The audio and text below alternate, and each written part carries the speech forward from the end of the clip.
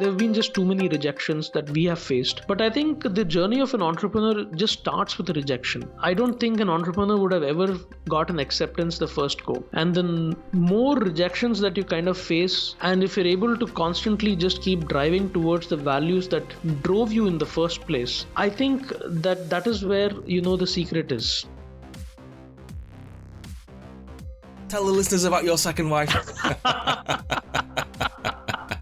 So, I'm surprised you remember that. In fact, if I may, after the last podcast was aired, my wife was very, very angry with me, saying, "How can you say that?" And so I would, so I no longer refer to as to my bike. So my second wife, for everyone who's listening, is my bike. Her name is Leticia, but I don't refer to her as a second wife anymore. My friend Ashish, who was with me when we were starting up first, it was his birthday, and I thought of customizing a pair of shoe and gifting it to him on his birthday. That's different. And yeah, and and when I gave it to him, he was very happy, obviously. But what was more enticing to see was that a lot of friends who saw that pair of shoe, they got really excited that this is something really different. Think big, start small, and scale quickly. If it doesn't work, all these things doesn't work, you should be happy to let it go for a while. Not everyone is Mark Zuckerberg or Larry Page, or everyone wants to try for that, but it's okay. The second thing is, think about your team. Your team is very important. If you don't build a good team, you'll never be able to scale anything. You might, I've done myself that we scaled to 35, 40,000 now of revenue per month, but I wasn't able to go beyond that. That's the limitation that you'll have alone if you're making everything work alone. But what India is really, really good at is that it's from day one, companies are getting built to go global, right? It's not like, hey, we're going to become an American company, we're going to, build it out for the US market and then go elsewhere. Because you're sitting out of India, you're looking at different geographies all at the same time. So scale happens much faster compared to some of the other businesses that I see, either from Singapore or even from Israel for that. Hello everyone, thank you for listening to the latest episode of the Indian Startup Show. Today you will hear some of the best guests I've spoken to over the past 5 years. You will hear from Vineet Rajan, co-founder of Scout My Trip, India's premier do-it-yourself platform for road trips. He talks about pivoting, new insights on the Indian travel market, growing 5x, expanding into Southeast Asia, using virtual scouts and life-changing road trips. Next, we have Aayush Jindal, the co-founder of Toesmith, India's first tech-driven footwear brand offering customization of shoes at an affordable price. Next up is Vikas Jha. He's the CEO and founder of Alore CRM. He talks about building one of India's fastest growing sales platform. And last but not least, I speak to the startup guy, aka Vijay Anand, the founder of the Startup Centre. He talks about the Indian startup ecosystem, what's going right, what needs to be tweaked, and where to next. So sit back and enjoy some of the best moments of the Indian Startup Show. Hello, Vineet. Hello. Thank you for coming back on the Indian Startup Show again. It's an absolute pleasure to be back, Neil. Okay. Really good to be talking to you again. Yeah, so I last spoke to you April 2018. Yes, it's going to be a 2-year anniversary since we were hosted on the Indian Startup Show. Cool. Since I last spoke to you, how things are going? Things have been just on the upswing. In fact, from April 2018 till now, if I were to just talk about our journey in terms of business, right now we are, so from the last time we spoke, our business right now would be close to around 5 times as to what we were doing back then. So that's been a phenomenal growth for us in terms of just the market validation in terms of what we're doing. And I think a lot of it also has to do with certain decisions we have taken with respect to how we position ourselves and how we kind of go to the market. In fact, one major change, Neil, is when we spoke in April 2018, we were very bullish about being a road trip planner. Mm-hmm. We were saying that we help people plan road trips, but we learned it, the hard way. I would use the word the hard way because we didn't kind of understand the consumer perceptions very clearly. And that was a big learning because I think road trips are very closely associated with spontaneity. You don't want to plan road trips. You just want to go on a road trip. And we were trying to say we were building a road trip planner. So there was a very big disconnect there. And while there were a set of people who really liked what we do, there was a bigger segment of people which did not connect with what we were doing. So which is why we kind of dropped the entire thing of being a road trip planner and we started saying we help you plan journeys. And you can either do it yourself or you hire a virtual guide who does it for you. And that person is called a scout. So there has been a big shift in how we're actually perceived in the market, how we're positioning ourselves, and the service we offer to a five-fold increase in our revenue. Excellent, that's great news. How does the virtual scout work then? Because I was in India last month, going from Mumbai to my parents' place. Live in Gujarat near Surat, I think it was. I had no idea how to get a train ticket. It took me about 2 hours to find out the foreign counter, which is counter number 4 for any of our listeners who want to come to India and get a train. And then I had to fill in a form, give my passport over, etc., etc. The whole thing took me about 2.5 hours. How would you help me then? Yeah. So a virtual guide or a scout is a person you can hire through Scout My Trip, and it is very, very cost effective. Like if I were to talk about it in dollar terms or say euros, you would have spent around 20 euros to get a virtual guide at the beck and call of your this thing in terms of what you want to do. Just 20 euros, that's it. And he would have been there to really plan out saying this. So for you to go to Surat, why don't you go by this medium? It could have been a train. He might have even suggested a bus. He or she might have even suggested a vehicle, a taxi, or a self-drive car if he had asked you about your license or things like that. So scouts essentially have a very meaningful conversation with the traveler, really understand how you're traveling. So had you been traveling with a family or with elders or with kids, the scout may have recommended something different altogether. So it's not just about how you reach a particular place. The scout would have also guided you. Had you been, going by, say, bus, he would have recommended the suitable time for you to have traveled so that you can optimize the number of days in with your parents in Surat. So those are things that scouts do. And of course, you're just visiting family. So I'm guessing you wouldn't have done too much of sightseeing around. But had you gone to Surat for, say, a vacation, the scout would have also asked you about the kind of things you like to do. Do you like to, go to the beach, or do you want to see heritage, or what kind of food do you like? Are you vegetarians? Are you non-vegetarians? And the scouts would have curated an entire itinerary for you, hour by hour, saying this is what you can do in Surat to have a great time. And this is how you come back. Or this is how from Surat you can go to another place. Saying, would you want to go to a hill station? Why don't you go to catch a glimpse of the Statue of Unity, which is, say, just 150 kilometers from Surat? And these are the ways you can go. And these are the different stay options you'll have nearby. So the scouts really help you make sense of how you should be traveling and how you optimize your time. The big research, that we did when we were pivoting from being a road trip planner to a journey planner was, in India alone, Indians spent close to 1 billion hours in this kind of planning. And that is because there is a huge asymmetry in information. There is either too much information or very little information. So you end up, touching upon 17 different touch points. And these could be Google, these could be TripAdvisor, blogs, talking to people, so on and so forth. And you bring that touch point to just one, who's the scout or your virtual guide. So that is a big, big shift. And instead of spending that 1 billion hours that Indians have spent on planning leisure trips, all this is done by scouts or virtual guides who are making money by helping travelers like you.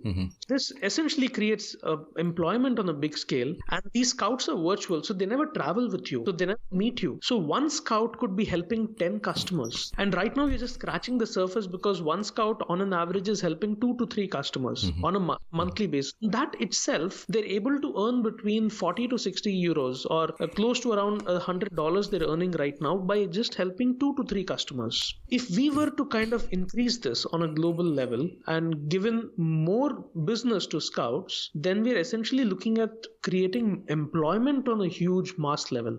And this was the one thing that the government of India recognized. And last year in November 2019, we were conferred the National Entrepreneurship Award by the Ministry of Skill Development and Entrepreneurship, saying you are creating employment at the grassroots with your innovation in the travel and tourism industry. Big honor for us, and we ourselves, we couldn't believe it. We had to literally pinch ourselves silly to come to terms that we're actually winning this. It's a great moment for us. So let's say I wanted to book that bus or train Do I book it through the virtual scout then? No, the scout is your consultant. Yeah, the okay. scout is not a travel agent. So that is the big difference. So travel agents usually, kind of end up pushing things that give them higher margins. Yeah, true. Or more business.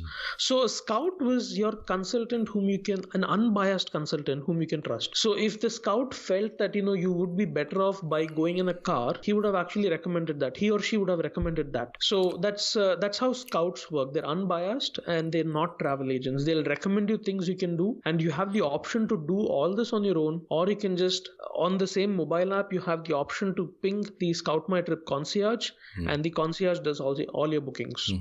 That's nice. Good. You mentioned pivoting. Was that hard to do initially? It was very hard because I think when we started off, we had established ourselves as a road trip planner. So all the Google search and everything, pointed to the fact that we are a road trip planner, and suddenly we're not, and we are a journey planner.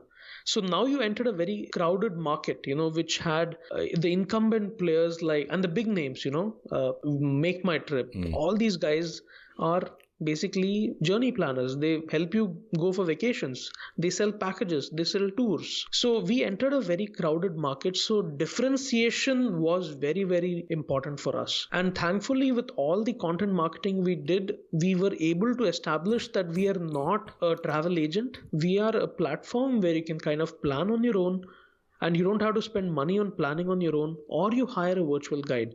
But that took us some time. There are some things that worked for us, Neil. I think in our journey, in that pivot, one very crucial piece was that I started podcasting. So I wanted to reach out to customers. I wanted to reach out to people who are following us and tell them in my words as to what we were doing and how we were different. So the podcast essentially kind of helped us bridge that gap between the customer perception and what we are really doing. That had a very good side effect as well. We started reaching out to more and more people, and that allowed us to build a very loyal customer base. In fact, 70% of our customers are repeat customers. So and I'm talking over a horizon of 2 years since the time we pivoted. So that is a very high number for somebody in our business because it's hugely competitive. Yeah. And that just goes to show that we have been able to connect with the consumers and where others might have not been able to.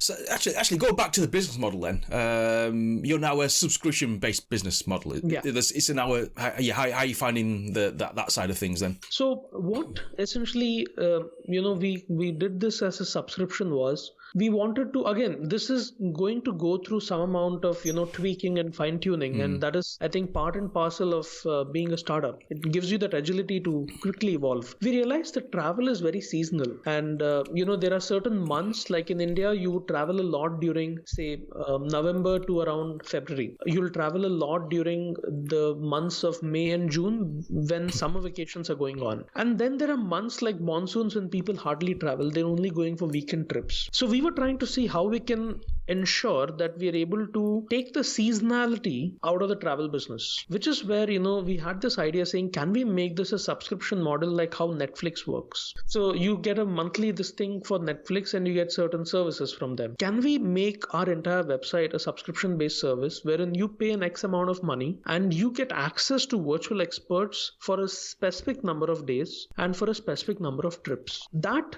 really helped us last year when there was a big dip in travel because of excessive monsoons and excessive summers. Because what we realized was a lot of people started utilizing their subscription days for weekend getaways, which we had not seen the year before. So weekend getaways also became a very addressable market for us by the subscription model. And people are just sitting at home wondering what to do, and the weather is bad, they don't want to do something very, very extensive. They were able to, get recommendations, ideas, very well-made itineraries by virtual guides for places just around them. So that worked really in our favor. And that is one thing that, kind of really boosted our revenues last year, even though it was very bad for travel. Last time I spoke to you, I think you were bootstrapping this. Is that still the case? So last time we spoke, we had raised one round of funding from our accelerator called S.E Nation Lab. That was in April 2017. Right now, we are in talks to raise around 500,000 USD, and we are in the process of closing this in the next 1 or 2 months. So that entire investment that we're raising right now is going to go towards heavy deployment into technology. So AI is one part of our business which we have not really invested in, and that is one thing that we'll heavily start putting resources and money into, because all the conversations that customers are having with virtual guides, all the plans that guides are making on our platform, there is just so much information that we can make available to others who are doing this very same thing. So the intelligence that we have always kind of hoped to achieve is something that we'll heavily invest in with this fundraise that we're doing in the coming months. The second part of where the investment is also going to go towards is expanding into Southeast Asia. So last year we were invited to Indonesia by an accelerator called Digitaraya. They're also supported by the Google developer Launchpad, and we spent a week in Indonesia just understanding the Southeast Asian market when it came to travel. And we realized that the similarities, the cultural similarities, the consumer mindset is so similar to an Indian consumer that it makes very logical sense for us to expand into Indonesia and then look at Southeast Asia as an entire market. So there's going to be a level of deployment we're also going to do towards setting up an office in Southeast Asia. It could be Indonesia for most likely it will be Indonesia, and that is going to not just help Indians who go to Southeast Asia. We're also looking at inbound travelers to Southeast Asia from other countries, where virtual guides can play a very big role. In fact, we can also look at increasing the ticket size. So instead of paying 20 euros or around $30 for hiring a virtual guide for 5 days, we could be also looking at increase the ticket value, because traveling to these countries, there will be higher level of involvement. There's going to be, so we'll also have to build in language translators within our mobile app, because scouts could be speaking just the local language, but the travelers could be more comfortable in English. How did you find doing business in Indonesia then compared to India? So I think Indonesia was an eye-opener for us. The number of unicorns in Indonesia can match India, and in terms of population, in terms of the cultural similarities, in terms of how family values, in terms of food, the similarities are so many. And as a country, they love to travel. It's a growing economy. I think there is a huge push in Indonesia towards growing tourism. In fact, they want to kind of build 15 new islands as Bali. Wow. As Bali is the most popular tourist destination in Indonesia. So they want to create 15 more such islands which are equal or better than Bali. That's very ambitious. So that's very ambitious, and they're actually on track to do it. So it's amazing, as Indonesia as a country gets 2 times more foreign visitors than India. Really? Yes. So that's the level of focus they have on tourism, and Southeast Asia on the whole. If you look at Thailand or Malaysia or Singapore, these countries are heavily dependent on tourist income. In fact, if you look at even the contribution to GDP in Indonesia, it's close to around 10% of the contribution comes from tourism. That's a very big percentage to the national GDP. Oh, interesting stuff. It seems that Indonesia is growing quickly. Yes. What does India need to do then in terms of attracting foreign tourists then? I think that is where, I personally feel Scout My Trip can play a very big role. What happens typically, with foreigners coming to India is they end up usually getting caught in tourist traps, and they also end up going to the same places over and over again. And there is a lot to explore in India, which is not happening. In fact, in 2019, on Independence Day, our Prime Minister made a statement saying that can we as a country promote 15 tourist destinations that we would like to visit personally by 2022. Now, if we have to create awareness for these 15 new places which are not heard of, which are unknown, there has to be a general movement towards promoting these places. And that is where we feel that virtual guides or scouts can play a very big role in taking the word across to people who are talking to them, the customers who are interacting with them. And if inbound travelers coming to India are able to, leverage that scout and go do something more different, something more unique, I think that is where the true values of India will come across to the world. And that is what we need to do, because I think the world has seen enough of pictures from Goa or, Taj Mahal and Jaipur, and we need to move beyond that. I was going to show you my pictures of Goa from last December. Where have you been to? I went to all the standard places, Kalangut, Baga Beach. Lovely. But it's a nice place. But you mentioned the 22 places. What would be one of those places then? Before 2022. So 15 places before 22, I think top of the list would definitely be Northeast. So Northeast of India is very raw. I think tourism there is very rustic. It is more on rural tourism. In fact, you don't have too many hotels or resorts. There are more homestays, and it's usually less developed compared to other parts of the country in terms of even infrastructure. But over the last couple of years, there's been a big push towards pushing tourism. In fact, a lot of festivals get hosted in Northeast. The biggest one being NH7 Weekender, which is a music festival, which is hosted in Shillong, which is the capital city of Meghalaya. And this has been a major draw for getting travelers and tourists from not just India, but all over the world. In fact, there's one more which happens in Arunachal called the Zero Fest.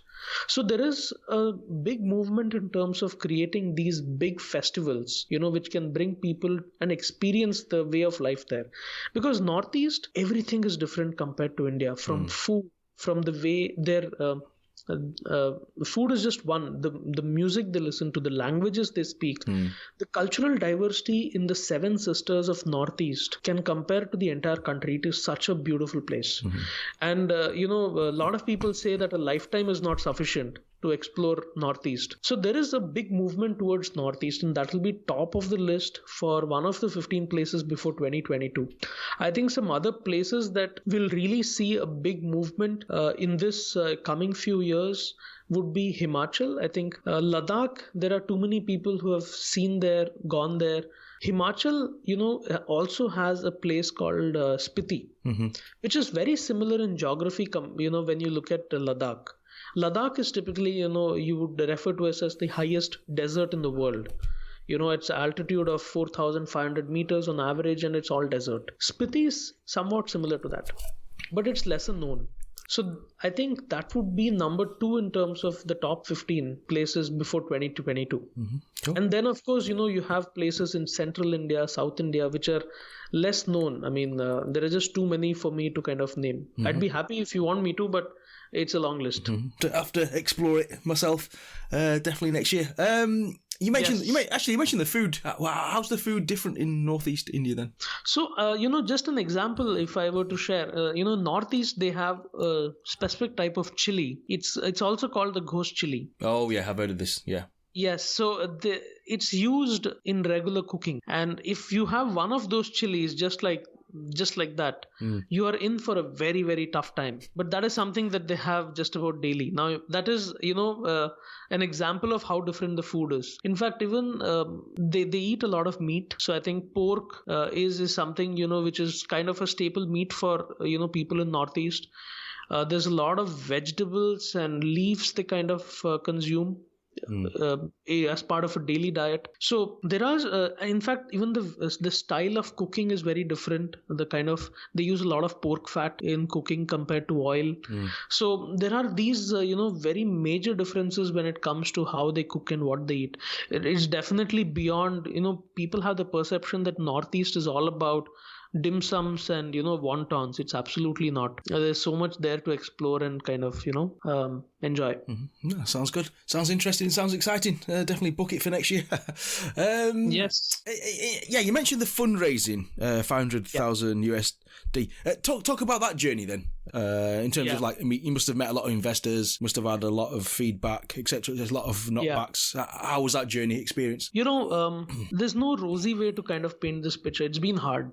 And we have been trying for a while to kind of raise investment. Travel as a space is extremely competitive, and there has been a general a lot of investors have not looked at it very favorably because and there are various factors. There are factors with respect to existing players which are really big, heavily funded, and there are factors such as there haven't been too many exits in the travel industry. So there are a lot of factors which have not worked for travel on the whole. So our journey in this fundraise is still ongoing. I don't think you can ever say that you have raised investment till that money hits your bank account. That's an old saying, and I would still say the journey is on. But we are close. We're very close in terms of getting something in writing and actually see it happening. But if I were to kind of just see there have been just too many rejections that we have faced. But I think the journey of an entrepreneur just starts with a rejection. I don't think an entrepreneur would have ever got an acceptance the first go. And then more rejections that you kind of face, and if you're able to constantly just keep driving towards the values that drove you in the first place, I think that is where the secret is for any entrepreneur. It's tough to raise funds in a market like this. The number of rejections, sometimes you just need to believe that what you're doing is right and your business fundamentals are right, and you will, end of the day, see light at the end of the tunnel. That belief, we lost that belief. Belief was completely shattered a few times, but we came back. We came back from there, and we were just focusing on growing our business the way we were doing, improving our operations, improving our processes, working hard on our marketing. So, all this entire journey of fundraise is also a way for you to introspect and do things differently, try out something else, something new. So, that's how I look at it, in a very positive way. Every rejection has been, positive step towards getting that fundraise for us. Yeah, you've had a great 2019. Just looking at the awards, selected by Entrepreneur Magazine as one of the top 50 startups to look out for. Scout My Trip recognised by Startup India in February 2019, incubated by NASSCOM's 10,000 Startups, winner Conquest 2019 Startup Challenge by Bids Pelani, selected as part of the Travel and Tourism Cohort by Jitara Indonesia. We talked about income tax exemption granted under Startup India program. What's all that about? That is something that that's a great step by the government of India to support startups with more money, very indirectly. So instead of investing in your venture, what they say is that you keep the profits, don't pay the taxes. Okay. So you get complete exemption from paying any kind of income tax. So income tax in India is at around 25%, and startups who get this exemption don't pay any income tax. So the entire 25% which we would have paid as tax goes back into the business, which is as good as an investment. That is a great initiative by the government of India, and not too many startups have got this exemption as yet, but the ones who have got it, it has directly impacted their growth. I mean, there's one way of looking at it is saying you show higher profit in the books, but the other way of looking at it is you reinvest the money, which is only going towards creating more jobs, which is only going into helping the entire ecosystem, because you're paying that money to some vendor to grow.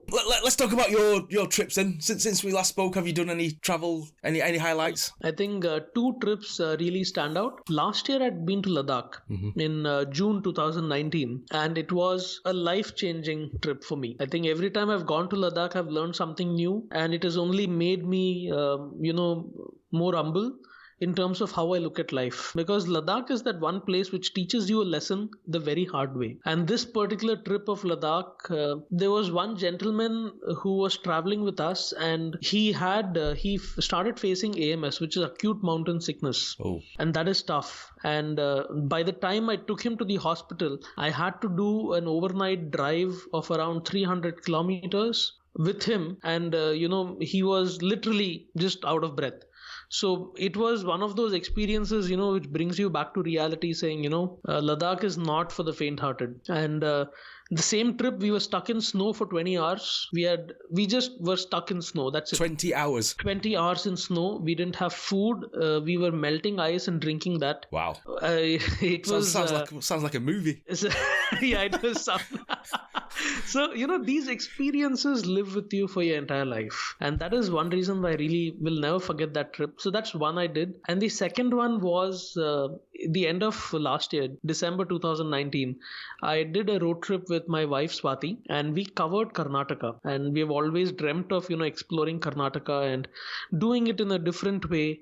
So, we did what usually our customers do. We hired a scout, and our scout made such a lovely plan for us. We went to some of those offbeat places which people wouldn't usually go to. We stayed with locals, we stayed at homestays, we ate local food, and the 12 days on the road with my wife on that trip was again an experience for us. I think food was the one reason why we were just traveling, and our scout was recommending all the lovely places to eat. Well, tell the listeners about your second wife. So, I'm surprised you remember that. In fact, if I may, after the last podcast was aired, my wife was very, very angry with me, saying, "How can you say that?" And so I would, so I no longer refer to my bike. So my second wife, for everyone who's listening, is my bike. Her name is Letitia, but I don't refer to her as a second wife anymore. So it's just it's a part of my life. It's a soulmate of mine, if I may. The bike. How many miles have you done now in that bike? I think from the last time we spoke till now on the bike, I would have done around, I wouldn't have done too much, I think when we spoke, I would have done around 300 odd miles I would have done on the bike. I would have added close to around 30 to 40,000 miles on that. Wow. So I wouldn't have done too much also in the last 2 years, because I think I was driving more and riding less. Yeah, we never actually spoke about your co-founder on the last episode. So yeah, just talk about your co-founder. There's a great story of how you met as well. Yeah. So my co-founder is Deepak Anand. We met, through biking. So that was one of the reasons why I was so passionate about road trips, saying if two blokes like us can come together riding Royal Enfields and start a company, any biker can do anything. I think we went out with that thought and made Scout My Trip. Deepak, comes from a very different walk of life. I've always been the startup guy, but Deepak is an out-and-out corporate guy. So, he'll look at processes. He'll work with big Excel sheets, with pivot tables. I still don't understand how pivot tables work. That makes two of us. So, and, he's that guy who will think something 10 steps ahead. And that this comes from experience, because 20 years you're in the corporate life. You've worked with some of the biggest corporates like the Tatas. So he worked for Tata Communication Services, and he launched their white label ATM product called IndiCash. So he was so that was a big launch for him in his career. And his last corporate role was with Verifone, where he was the director for Southeast Asia. So these are roles where he has handled hundreds of people under him, a lot of millions of dollars in terms of budgets. So that experience has been very crucial for Scout My Trip's way of working. So while we are a startup, we are very agile, we are very quick in terms of taking decisions. We still are able to kind of put some method in madness because of Deepak. And that's the experience he brings onto the table. So that has been a very unique mix, which a lot of people appreciate, including investors. Of course, we may not raise investment, we haven't raised for various other reasons, but the team has never been the reason why we have not raised investment so far. Because we bring the big mix of both worlds, which is a startup way of life and a corporate way of life. Tell the story of how you guys met then. It was literally on the highway, right? It was literally on the highway. So in fact, one of the media publications also wrote about this. So I was on a bike trip on my way back to Bombay from, a big South India tour I had done on Letitia, my bike. And I had a small breakdown at that point, and Mr. Deepak, who's the co-founder, came along, and he kind of helped me out, saying, and he had some stuff with him, and we fixed our bike and we started moving along, and we stayed in touch after that. Had he not come there, I would have been stranded there for quite some time. Because there's no way I could have pushed my bike. It is pretty heavy. There's a lot of stuff loaded on a Royal Enfield when you're doing long trips. So, he helped me out at a time when he didn't know me, I didn't know him. And, both of us just really hit it off. And we stayed in touch. In fact, 2010-11, we even started a biking club in Bombay. We did a lot of charity work together. In fact, one of the things we did as a biking club was we used to go to old age homes. We used to go to orphanages, take the kids around on the bike, and they used to really like it. Spend Christmas or New Year's with the kids. So there's a lot of, in fact, we even did some rallies companies to raise awareness about road safety and wearing helmets. So there is a lot of passion projects that we worked on, which gave us a level of comfort working with each other. And that is when, somewhere around 2014-15, we started toying with the idea of, should we make a road trip planner? Because, both of us loved planning road trips. And, we spoke to so many people and everybody said, yes, we need a road trip planner. But I think the survey that we did was heavily skewed towards people who liked road trip planning. Of course, that's a different story, which I mentioned. But 2016, finally, we started working on Scout My Trip and we formed a company and we finally launched the product in December 2016. So it was total fate then, how you guys met? It's total fate. I don't think I would have met him any other way. And without my bike, Letitia, I might not have met Deepak at all. Wow, amazing. Things would have been very different. I would have probably not been doing this, maybe something else. Yeah, what would life look like then if you two guys didn't meet? If I had not met him, I might myself be in some kind of a corporate job right now. Although, I was already working with my previous startup at that point of time, which was Indie Blogger. And I think I might have been doing something completely different, because I wouldn't have discovered travel as a passion, as an addictive passion. I might have, discovered something else. It's very hard to say what I might have been doing had this not happened. But like they say, like Steve Jobs said, you'll have to just hope at the end of the day the dots connect somewhere. Last few questions then. On the last episode, on the last time I spoke to you, you were like into growth hacking and stuff like that. Obviously you're like the marketing guy. Are you still doing the growth hacking strategies? Yes, still very hands-on. Yeah, what seems still very hands-on. What seems to be working now in terms of marketing? So what is working right now is interestingly offline marketing for us right now. So what we have started doing is we have started partnering with some of the biggest companies to offer our service of hiring virtual guides to employees. Okay. So as a big company, could they do something differently for their employees to engage them, for them to have a better vacation somewhere? That is something that has really worked for us. And these are all offline. So, we directly partner with big companies and trying to say that, hey, you know what? You can offer this to your employees and your employees get a discount. There is no cost to you, but your employees just have a much better vacation than they would. And that's good for you because they'll come back refreshed and do much better work.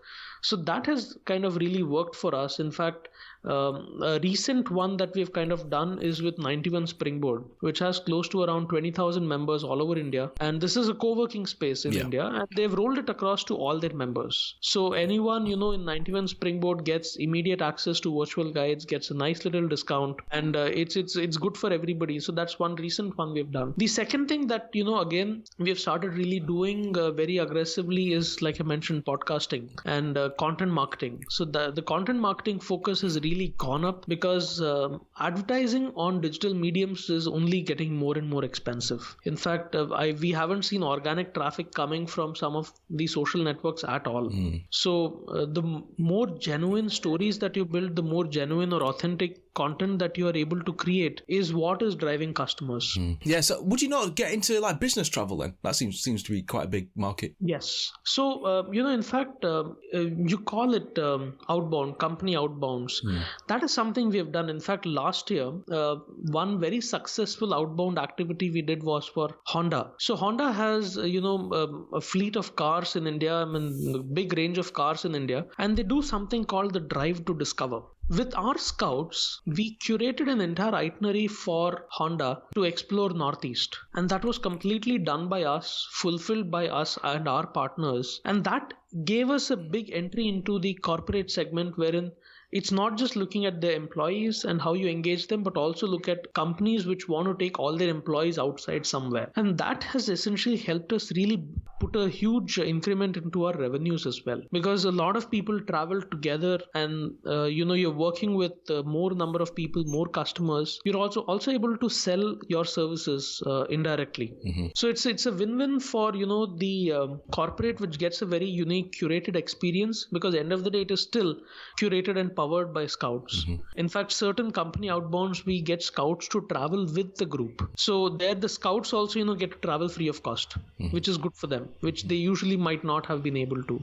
So there's something in it for them as well. And at the same time, we are also able to talk to the employees, talk to the team, and kind of talk about what we do for their personal trips.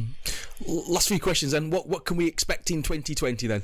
I think 2020 is when we will really expand our footprint from India. So right now we're looking at India, Nepal and Bhutan. Southeast Asia is something that is very high on our radar. I think that's the one thing that we want to really get right, which is start servicing countries outside of the subcontinent, and Southeast Asia is the one place we want to start off with. Question then, for people who want more information on what you do and how they can listen to your podcast, what must they do? Yeah.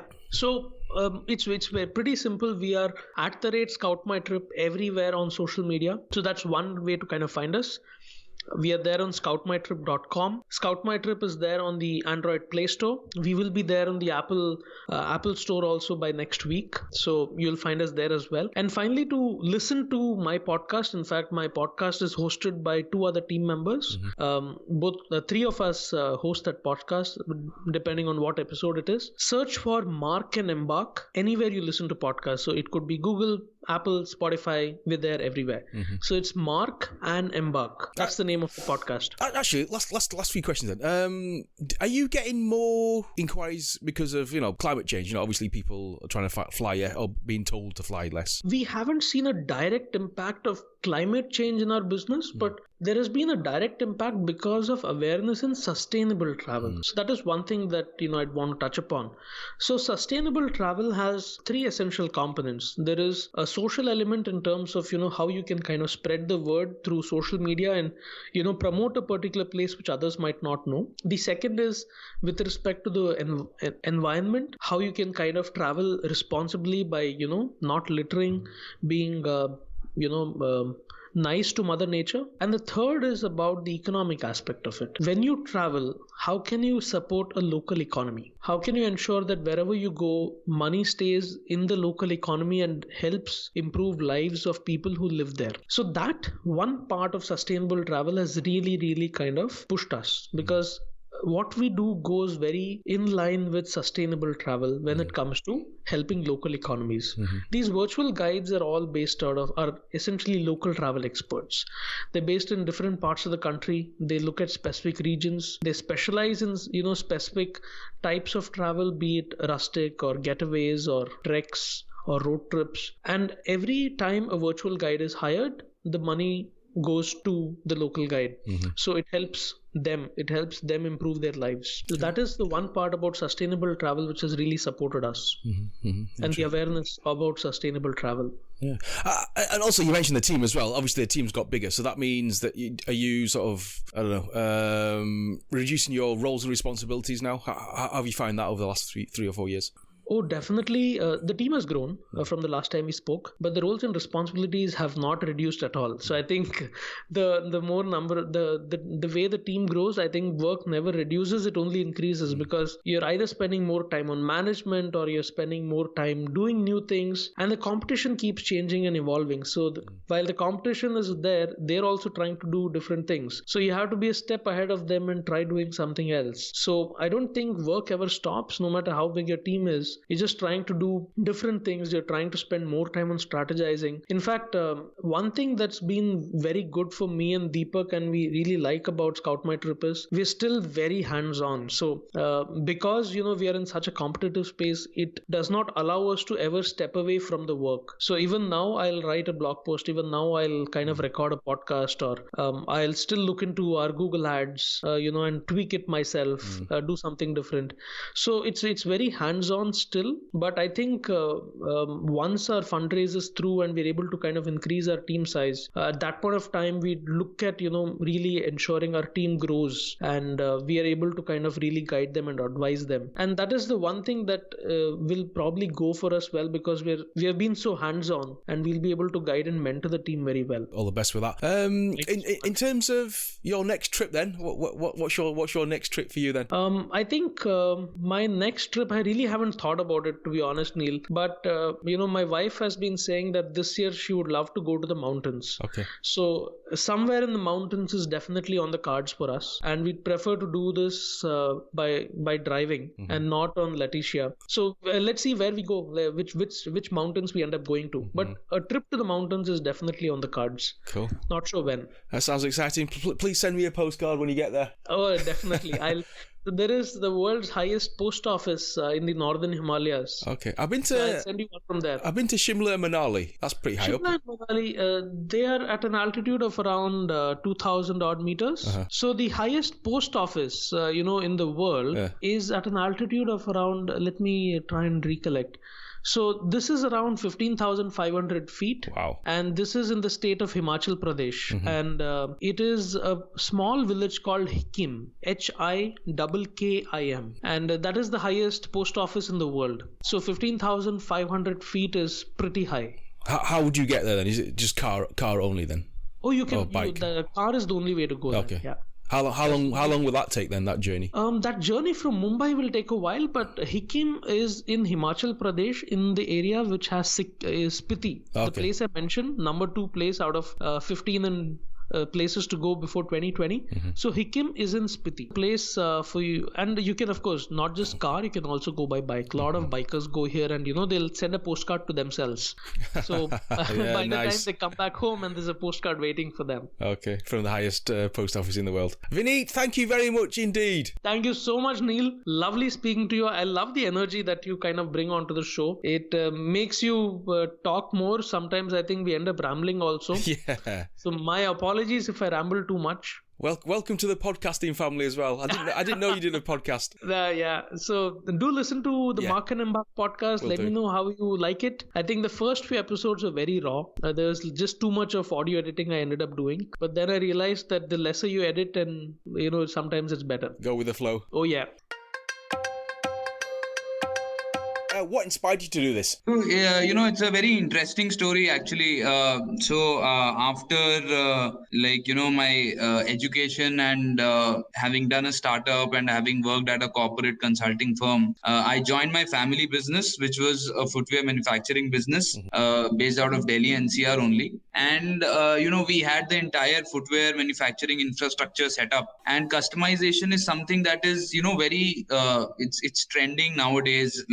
Across categories, you would see people want more and more customized products. And that led me to believe that, customization in footwear is also something that can be done. And the supply chain can be modified in such a manner that you can actually make every pair as per a different customer's whims and fancies and requirements, and also deliver that in a particular comfortable lead time. So my friend Ashish, who was with me when we were starting up first, it was his birthday, and I thought of customizing a pair of shoe and gifting it to him on his birthday. That's different. And and when I gave it to him, he was very happy, obviously. But what was more enticing to see was that a lot of friends who saw that pair of shoe, they got really excited that this is something really different, and this is something that we've never seen before. That you can actually customize, you can write your name, you can write a quote, you can print different photos on the shoe, and whatnot. You can make it match your clothing for a day. You can customize it as per, let's say, a New Year greeting or a Christmas greeting or a Valentine's Day greeting or whatever. And that actually led us to, doing a lot of research, a lot of customer research as to, whether customization is something that people want, and if they do, then what is the price they are willing to pay for it? And that's how the journey started. I'm interested to know what you designed for him. So it was, it was a sports shoe. It was a sports shoe, black shoes that are very much in nowadays. And it was customized, there was his name written on it. There was his date of birth and some funny things written on the shoe. How are things going then? Can you share some stats in terms of sales? Sure. So it's been almost 4 months now since we started. and we are seeing great traction and great, apart from traction, what is very heartening to see is the feedback that we get. So first, talking about the traction, we are seeing almost 45 to 50 orders a day right now, and our average price point is 2,000 rupees per pair, Indian rupees, 2,000 rupees. And in terms of the feedback that we're getting, it's really nice, and customers are loving it. They're posting Insta stories around the products they order. They're posting photos, they're posting recommendations for their friends and family. We are seeing people repeat their repeat usage also, that I ordered a shoe for myself and now I'm ordering it for my sister or my brother, etc. So it's really nice. What's the best feedback that you've had? Can you remember anything that stands out? Basically, there was one person who had ordered one pair of shoe, and he's a tattoo artist. Oh. He's a tattoo artist, and he had basically, launched some new tattoo design, and he had replicated the same design on the shoe. And the small Insta story that he had posted led us to actually receive, almost 20 more pairs of those, 20 more orders of that design. That's good. It was great. Yeah, you mentioned the orders, 40 to 45. Is that what you expected at the start? So, very frankly, my parents have been in this business for almost 25 years now, footwear manufacturing, and to them, the idea of customized footwear at 2,000 rupees, they thought that yes, you can do 10 to 20 orders a day, but 40 to 50 orders a day is something that we had not envisioned at that point of time. But now when we're standing at 40 to 50 and we're speaking to customers, we are sure that we'll reach 400 to 500 orders in this year, by this year end only. How does that make you feel? That makes us feel very motivated about the entire idea, and it makes us feel very confident that we're on the right path and we're building something that is different. Because on the website it mentions tech driven. Can you give us examples of how it's tech driven? Yeah. So basically, how tech plays a very crucial role in the entire Toesmith process is firstly the ordering experience. If you go to the website toesmith.com, you'll see that entire interface where the customer can play with a 3D model of the shoe. He can customize all the various parts of the shoe, like the front part, the back part, the side part, and he can customize the colors. He can put various JPGs, or he can put various quotes, various text, etc. The entire experience is very seamless. The entire idea before we started was that customization has to be so easy that people do it. Otherwise, you don't want to end up in a place where you have a complex tool. People come to the tool just for the, just to see it, and they're not able to use it, and hence, there's drop off. So that's the first thing. And the second thing is that when we receive an order, the back-end supply chain, which is the footwear manufacturing chain, that has been very custom made and made to process every order is a different pair of shoe. So, right from the cutting to the printing to the stitching part, and finally ending with molding. So these 4 steps are very seamlessly linked to each other using an ERP system that we have made from scratch by ourselves. So let's say I order a pair today.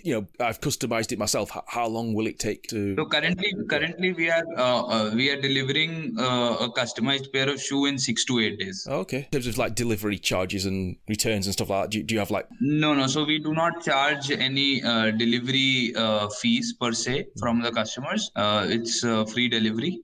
We do charge a cash on delivery fees if the customer opts to pay via cash on delivery. Otherwise, there are no charges. Also, we offer 6 months no questions asked warranty on all our products, which is to say that there will be no defect whatsoever in the shoe for 6 months at least. And secondly, we offer a no questions asked return policy as well, where the customer can return it. And there are certain cases where there is a size fitting problem. A lot of people do not know what size they wear actually. So there are such cases.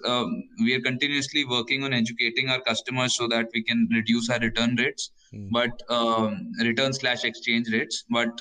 But yeah, there are certain cases always. Do you do half sizes? I bet that's a question you get asked quite a lot. So we so we don't do half sizes. When we started, we were doing just UK 6 to UK 10. Right. Then people started requesting us for UK 11, UK 12, etc. We have started UK 11 and 12 now. Now this half sizes is also something that we are now working on. To start offering half sizes as well. That is something that is on our radar. You must have seen some like crazy designs that have been uploaded then. Anything that stands out? So, it is really, amazing to see how creative one can be with just, when you give a white canvas to a customer, you have no idea where the customer can take it to. Like, we have seen people who are, as I mentioned, one was that tattoo artist, which was something that was an amazing design. Apart from that, there are people who've been putting, photos of their cars, for example. There are people who are customizing it for their company. For example, let's say I work in an organization, I want to customize it for that organization's designs or color aesthetics, etc. There are people who are making totally like dancing, for example, is a very strong theme that we see. A lot of dance groups, etc. They are very vibrant when it comes to colors, so they have been making a lot of new designs. It's just amazing to see. We would have minimum we would have like at least 3,000-4,000 designs with us, and it is just great to see people enjoying the entire experience. I'm interested to know, in terms of the research when you first started this, what kind of research did you do? We, actually research was something that we were very keen on doing, because we knew the importance of speaking to customers beforehand. Instead of directly jumping into the water, we wanted to actually test everything first. And we spoke to around 200 odd people from various age groups, from various income brackets, and the idea from both male and female, both genders. And the idea was to see firstly whether people are open to getting their shoes customized, and secondly, if yes, then what is the price point, what is a comfortable price point at which they can try that. So these were the two main questions that we wanted to ask. And after doing that survey, we got great results, and we did not have to think twice. On the website, I noticed that you actually employ designers as well. Yes, so we have a couple of designers on our payrolls. They keep making new and new designs. So basically how the process is that if a customer comes to our website, he will see a lot of pre-designed products as well as a free canvas shoe. So you can either choose from our pre-made designs, or you can go to the tool and design your own shoe from scratch. What we see typically, the flow of customers is that they start with a pre-designed shoe. They can edit that shoe, so they will change certain colors, or they will do something with that, play with that, and then they will order. Very less customers actually start from scratch and order. Sounds fun. What's the best-selling shoe what's the best-selling design then? So we have a design called Cool Crystal. You can check it out. It's a blue color shoe. That is the fastest selling design, and just like cool crystals everywhere in our warehouse. Yeah, look, why do you think that's the best-selling one? I don't know. It's something. It's a great design actually. It's very neat and very not very very loud, as well as not very very sober. So it's something in the middle, and the colors are very appealing. And I don't know, it's just some designs just kick off. Yeah, interesting stuff. Because at the moment this is purely online, is that right? Yes, this is purely online. And will you ever go offline into the retail stores? So that is very very interesting question. We've been speaking about going offline also, and how we can bring offline audience to try our offering. That is something that we will definitely try to do. Probably start by some pop-up stores here and there, during some festivals, or during some for example a Diwali period, or going into shopping malls and setting up small pop-up stores. That is something that we'll definitely try some days. Right now we are not we are a small team and limited bandwidth, so we are trying to maximize growth from our online channels only. In terms of online, getting customers to the website, how's that working? What strategies have you tried? You mentioned Insta stories before, and yes, so we've tried a lot of different strategies, but majorly when we talk about mediums, we are targeting customers via Facebook, Instagram, and Google. So these are the primary mediums of targeting customers. In terms of strategies, we have tried a lot of different kind of advertisements. We've tried different kind of copies, etc., and we continuously optimizing on what works and what does not work. What has worked then? So initially our for example, I'll just share a very small experience. So initially our ad copies used to read customize your shoe, etc. But slowly when we started instead of just directly writing the proposition out on the advertisement, now what we are doing is we are first trying to just do some branding around Toesmith. So where we where it's not directly we are not basically capitalizing on an intent to purchase right from the bank, right from the start. So what we do is we first brand Toesmith. We will tell customers about Toesmith, the designs. We will show some user generated content, and then we will wait for the right time when the customer actually needs feels the need to purchase, and that is when we target. So basically creating a sort of funnel right from the start to the conversion end. Would you ever use like videos like YouTube or would you use like social media influencers? So a lot of our customers are actually influencers. They keep posting photos, and a lot of orders now are coming via word of mouth or via influencers. We are also reaching out to a lot of influencers where we customize a pair of shoe and send it to them, and we request them to post something around the shoe if they like it, and that is something that we are trying out now. Actually, you said that you're the first sort of company to do this in India. Why do you think that is? So, the reason why that is basically some people have tried it in the past, but, they have not been able to succeed because either they were not offering, real-time customization. They were like, people who would say that, you can leave your number here, our team will get in touch with you, they will customize and they will share designs over WhatsApp. The lead time is very, very long. Like if you think of gifting a pair of shoe to your friend, it will take you at least 25-30 days to actually do it. So that was one primary reason that the real-time customization was not being offered. Secondly, no Indian manufacturer of footwear has tried this out. So you would have let's say a couple of friends thinking about this idea and they want to start it, but footwear manufacturing is it requires a lot of infrastructure. It is not easy to start off. Like you need to have a team, you need to have designers, you need to have raw materials, 100 types of raw materials. You need to have just an interesting fact, in making a Toesmith pair of shoe right now, each shoe will have at least 75 to 80 different raw materials going in. So you need all those raw materials in your stock at all times. You need labors, you need the manufacturing infrastructure, etc. So no Indian domestic manufacturer has tried that out, and that is mainly the reason why we are succeeding, because we have the entire setup in place, and for us it is very easy to make it. I'm interested to know, when you first pitched this to your parents, what were their thoughts then? Because obviously they were in the shoe industry for a long time. So they were very it was a mixed reaction. They were very very excited to I did not discuss it with them upfront.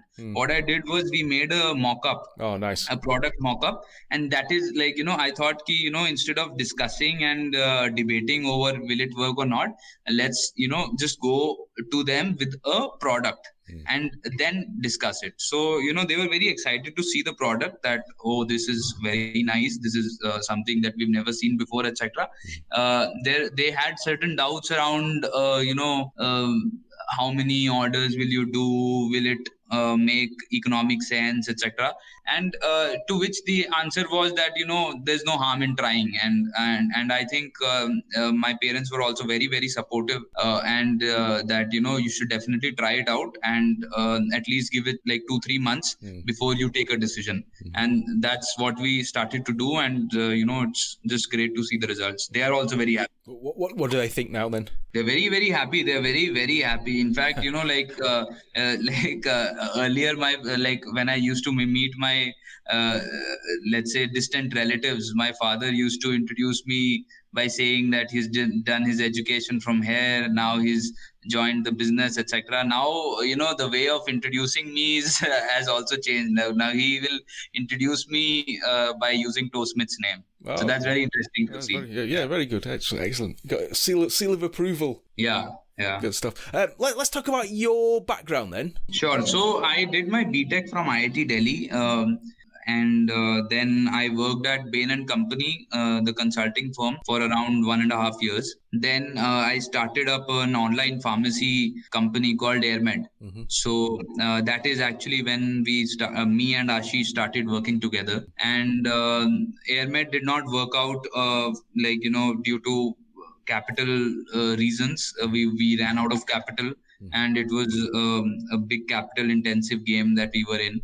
And that is the time when I joined my family business. Now it's been 2.5 years since I've joined the business, and Toesmith has been 6 months old now. What was it like working at Bain then? What was the key takeaway? Bain is actually, like a great place to work. I consider myself very, very fortunate and lucky to have worked at Bain. And primarily, my biggest takeaway from there is the structured thinking approach that they sort of put it in your DNA, and that is I think the biggest takeaway, where whatever you think, whatever you see, whatever you discuss, you always think about it in a very structured manner. And that I think is a great thing. It must have been tough to walk away from that company then. That's quite a major company around the world. Yeah. So, the lifestyle is also very, very nice. It can't be compared to be working in a business. I definitely miss those days. But it's time moves on, so it's fine. And you mentioned I assume your first startup. What did you learn from that? So at AirMed, it was a great, very, very nice learning experience. In fact, I would recommend everyone to at least work very closely. Either start up on your own or work very closely in the starting core team of a startup, because the experience that you gain is I think 100 times better than doing an MBA.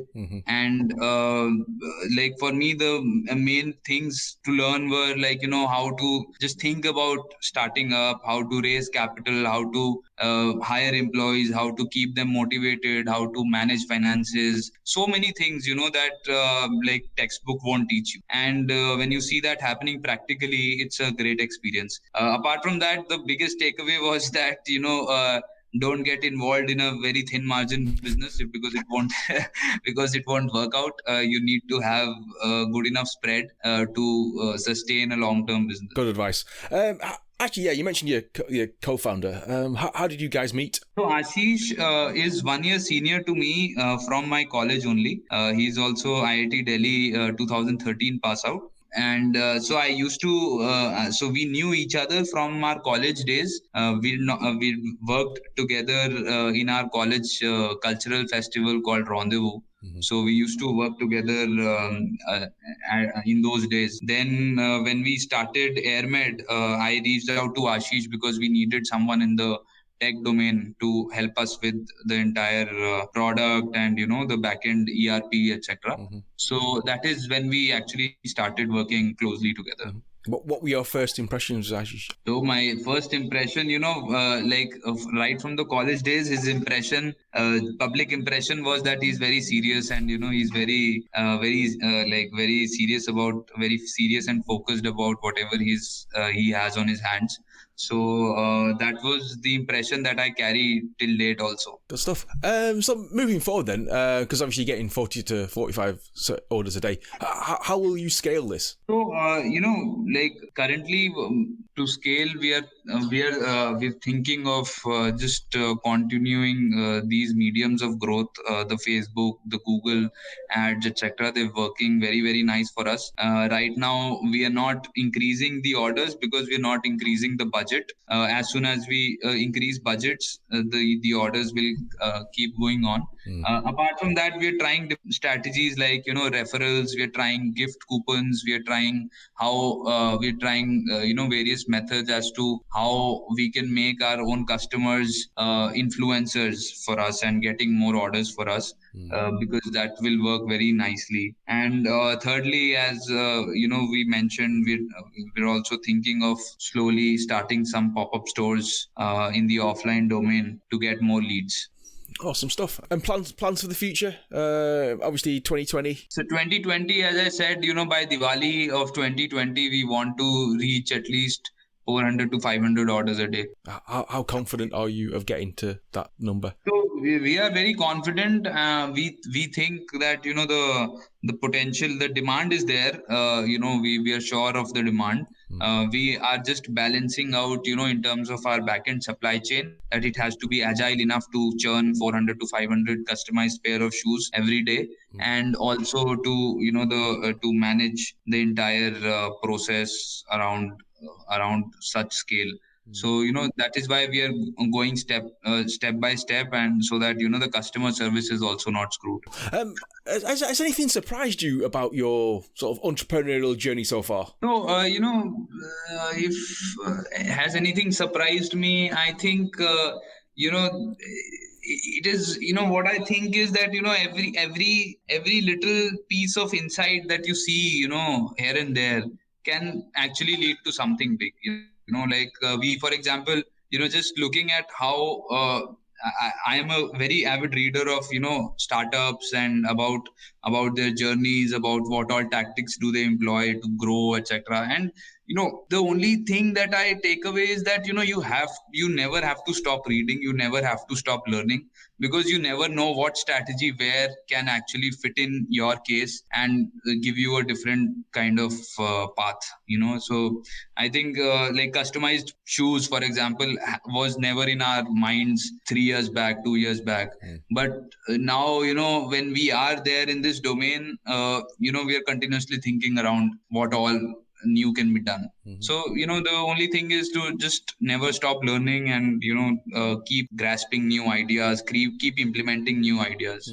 So what advice would you give to our listeners then, who want to do something similar to yourself, an e-commerce fashion brand? So the piece of advice that I'll have for someone who is thinking of starting an e-commerce brand, fashion brand particularly, would be to definitely have a strong proposition, because the market is already very crowded with the likes of Amazon, Flipkart, etc. So you have to have a very different proposition so that you can get customers attracted to your platform. And secondly, customer is king. So that is something that you have to that has to be in your DNA. It has to be in the DNA of your team, that you have to keep the customer satisfied and happy, so that customer can in turn bring you a lot of new customers. Have you had any mentors or people who've helped you on your journey? So people, apart like my parents have been my role models from the very start, and both my mom and my dad both are working, and the kind of energy with which right today also they are managing the business, it's just great to see. And they've been like the guiding source. Apart from that, my managers and partners at Bain, they are still in touch, and they played a key role in helping me understand what I'm strong at doing, and what I should. Things are going well then. So is this pressure on or pressure off then? Because obviously you're getting orders, you're making money. No, People pressure is all pressure. So we are making money, we are getting orders, but the pressure has to be on. Pressure has always, it needs to be on always. You need to keep pushing yourself. You need to keep pushing the team, and keep testing the limits. Will you sort of grow internationally as well? Exactly. That is something that we are very soon about to launch. We will start international shipping very soon, and the only thing we are solving for is the half sizes, etc., that you mentioned, so that we almost have no returns when we ship internationally. So that is, as soon as we solve that problem, we will start shipping internationally. Actually, last few questions then.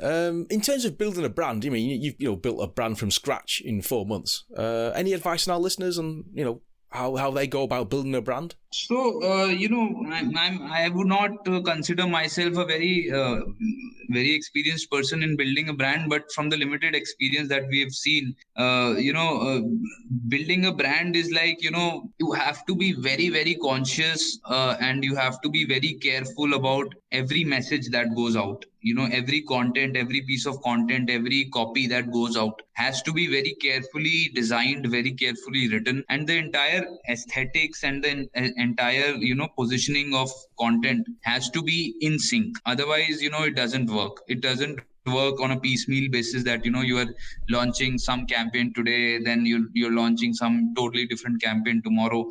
That's not how I don't personally feel that that will lead to building a brand. If you want to build a brand, you have to keep your basic principles very, very clear, and keep focusing on that. Maybe growth comes a little, like, let's say 2 months late. You might see orders starting coming in, but it's okay. You have to be patient.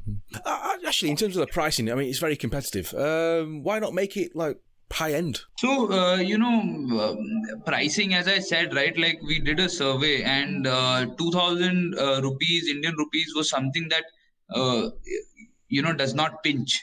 So, for something that is very new, people have certain concerns around, if you were to charge, let's say, a 4,000, 5,000 rupees from them. So 2,000 rupees is very nicely priced, that it's not exactly as high as a Nike, Adidas, or a Converse would be, but it is not so cheap as, like a local brand would be. So it's somewhere in the middle. So that's why people are very, open to accepting this price. Now what we're focusing on is how to, play with the price points a bit and test the elasticity if there is. Will you ever expand the brand? So instead of shoes, you do t-shirts and stuff like that? So instead of entering different product categories, what we're doing right now is we're trying different shoe patterns. So for example, if you look at our website today, we have a sneaker sort of a shoe, a slip-on, and we have a lace-up shoe. So now we'll be launching a high neck, like the dancing shoe sort of a design. So there are a lot of patterns in shoes only. So right now the focus is to just keep focused on be focused on footwear, and once we crack that properly, we can definitely think about adjacencies. But what about in terms of copyright then? Let's say I upload, a Nike logo. That's breaking all the rules. So we have a internal quality check team for that. Every order is audited, to see if before making the shoe, before starting the process, we have an auditor. He will see the design, he will look at all the components that you've used, and if there is anything that is copyrighted, or if there is anything that is prone to not to be used, they will flag right there. That's good. What excites you most then about what you're doing? So what excites me most, and what excites our team most, is that just the smile on our customers' faces when they get that customized pair of shoe, and we just keep looking forward to people reacting to their deliveries, and they posting photos and Instagram stories, and that just gives you a very, very, very strong kick as to just keep doing it. You are in the right direction. I suppose you've only been doing it for 4 months, but do you see any sort of specific peaks demand and stuff like that? And is it in specific days yeah. that sales go up? Right. So there are demand peaks when there is a festival approaching. So for example, right now we are seeing a lot of orders around Valentine's Day. Okay. Because Valentine's Day is just around the corner now, and people are customizing for their girlfriends or boyfriends, and they're ordering, and we have to deliver it within time. Obviously, you appeal to men and women. Who's the sort of like buying the most, and is it the women or the men? So it's primarily men, actually. Like when we started, our hypothesis was that women will be more enthusiastic around customizing. But actually, it's turned the other way around. More men are ordering. But why do you think that is then?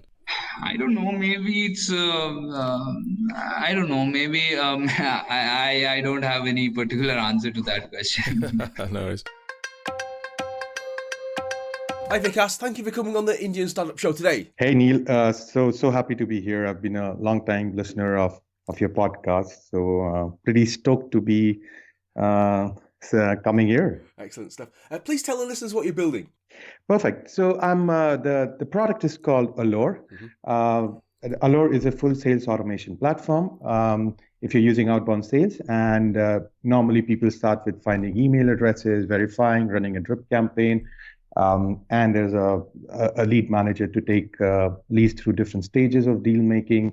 At the end, you also want to monitor the performance of your team and of the company. And most of the time, companies use 6 to 7 different products for that. What we've done is consolidated all of that. So instead of using 6 to 7 different products, you use one product, one learning curve, no leakages of data, one experience for the end user as well.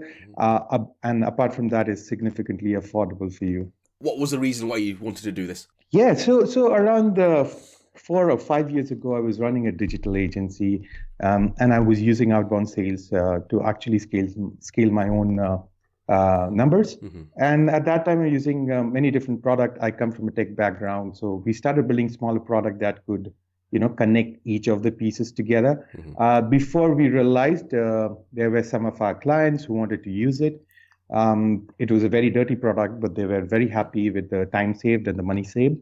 And so we said, okay, hey, why don't we productize it and take it to the market? So that's how we ended up. I mean, it was not a product that we thought we'd go take it to the market, but with the responses we got, we said, okay, hey, definitely it's worth a try to take it to market. And how long have you been doing this? And can you share some stats?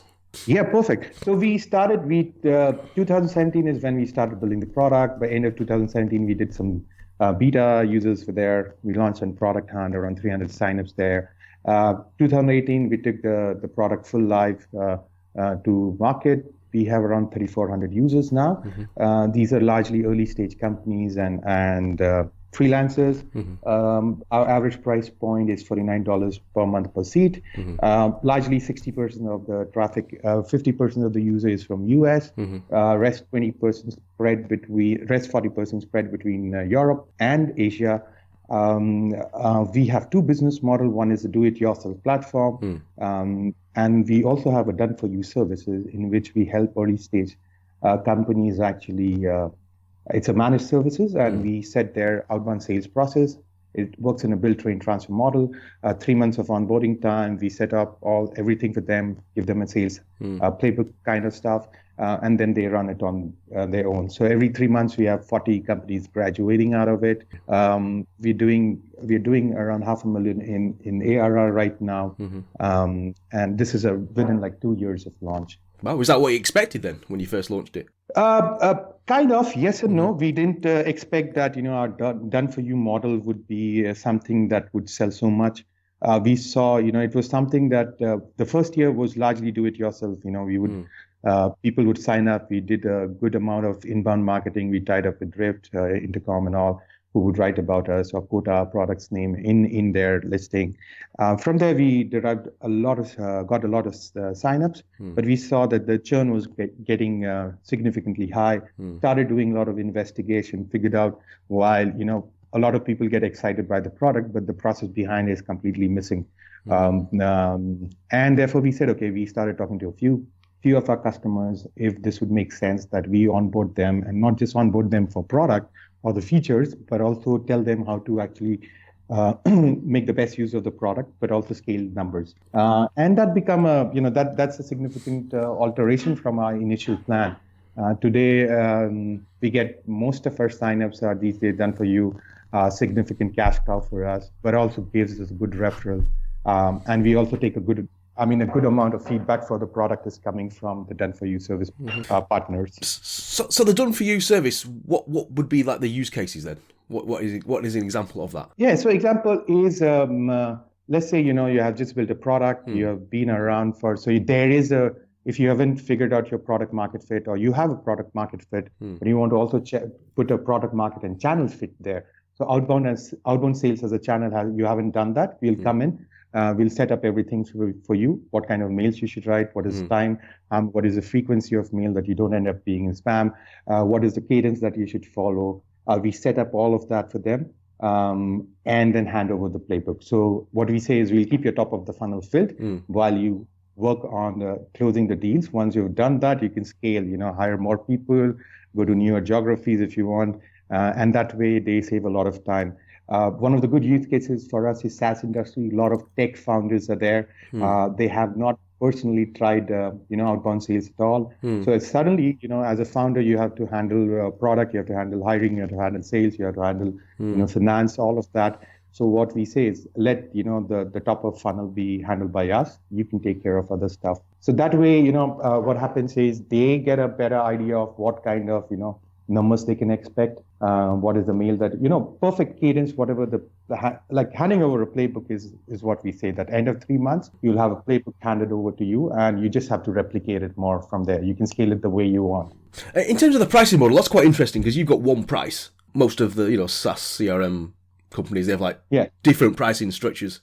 Yeah, so the reason for that is twofold. One is, first is because we had so many features, let's say modules inside, it was becoming very complex for us to do. Somebody just wanted a drip campaigner and didn't want sometimes the deal manager because they already are working with HubSpot and Zoho. So we wanted to simplify it. So that is one of the reasons. The second reason, we wanted more intakes, and we're building a lot of value-added services above this. Example, we are adding a layer of AI on it that would, if I already know, if the system knows that these are the 10 set of customers where you've done well, it will start recommending you leads relevant to that. So we actually want in longer term, capture data to give them more value-added services, and therefore we kept the pricing significantly low and flat. And when did you realize that this was going to be a success then? Well, I think we're still far what we've done as yet is figured out there is a product market and a channel fit. We use ourselves outbound sales a lot.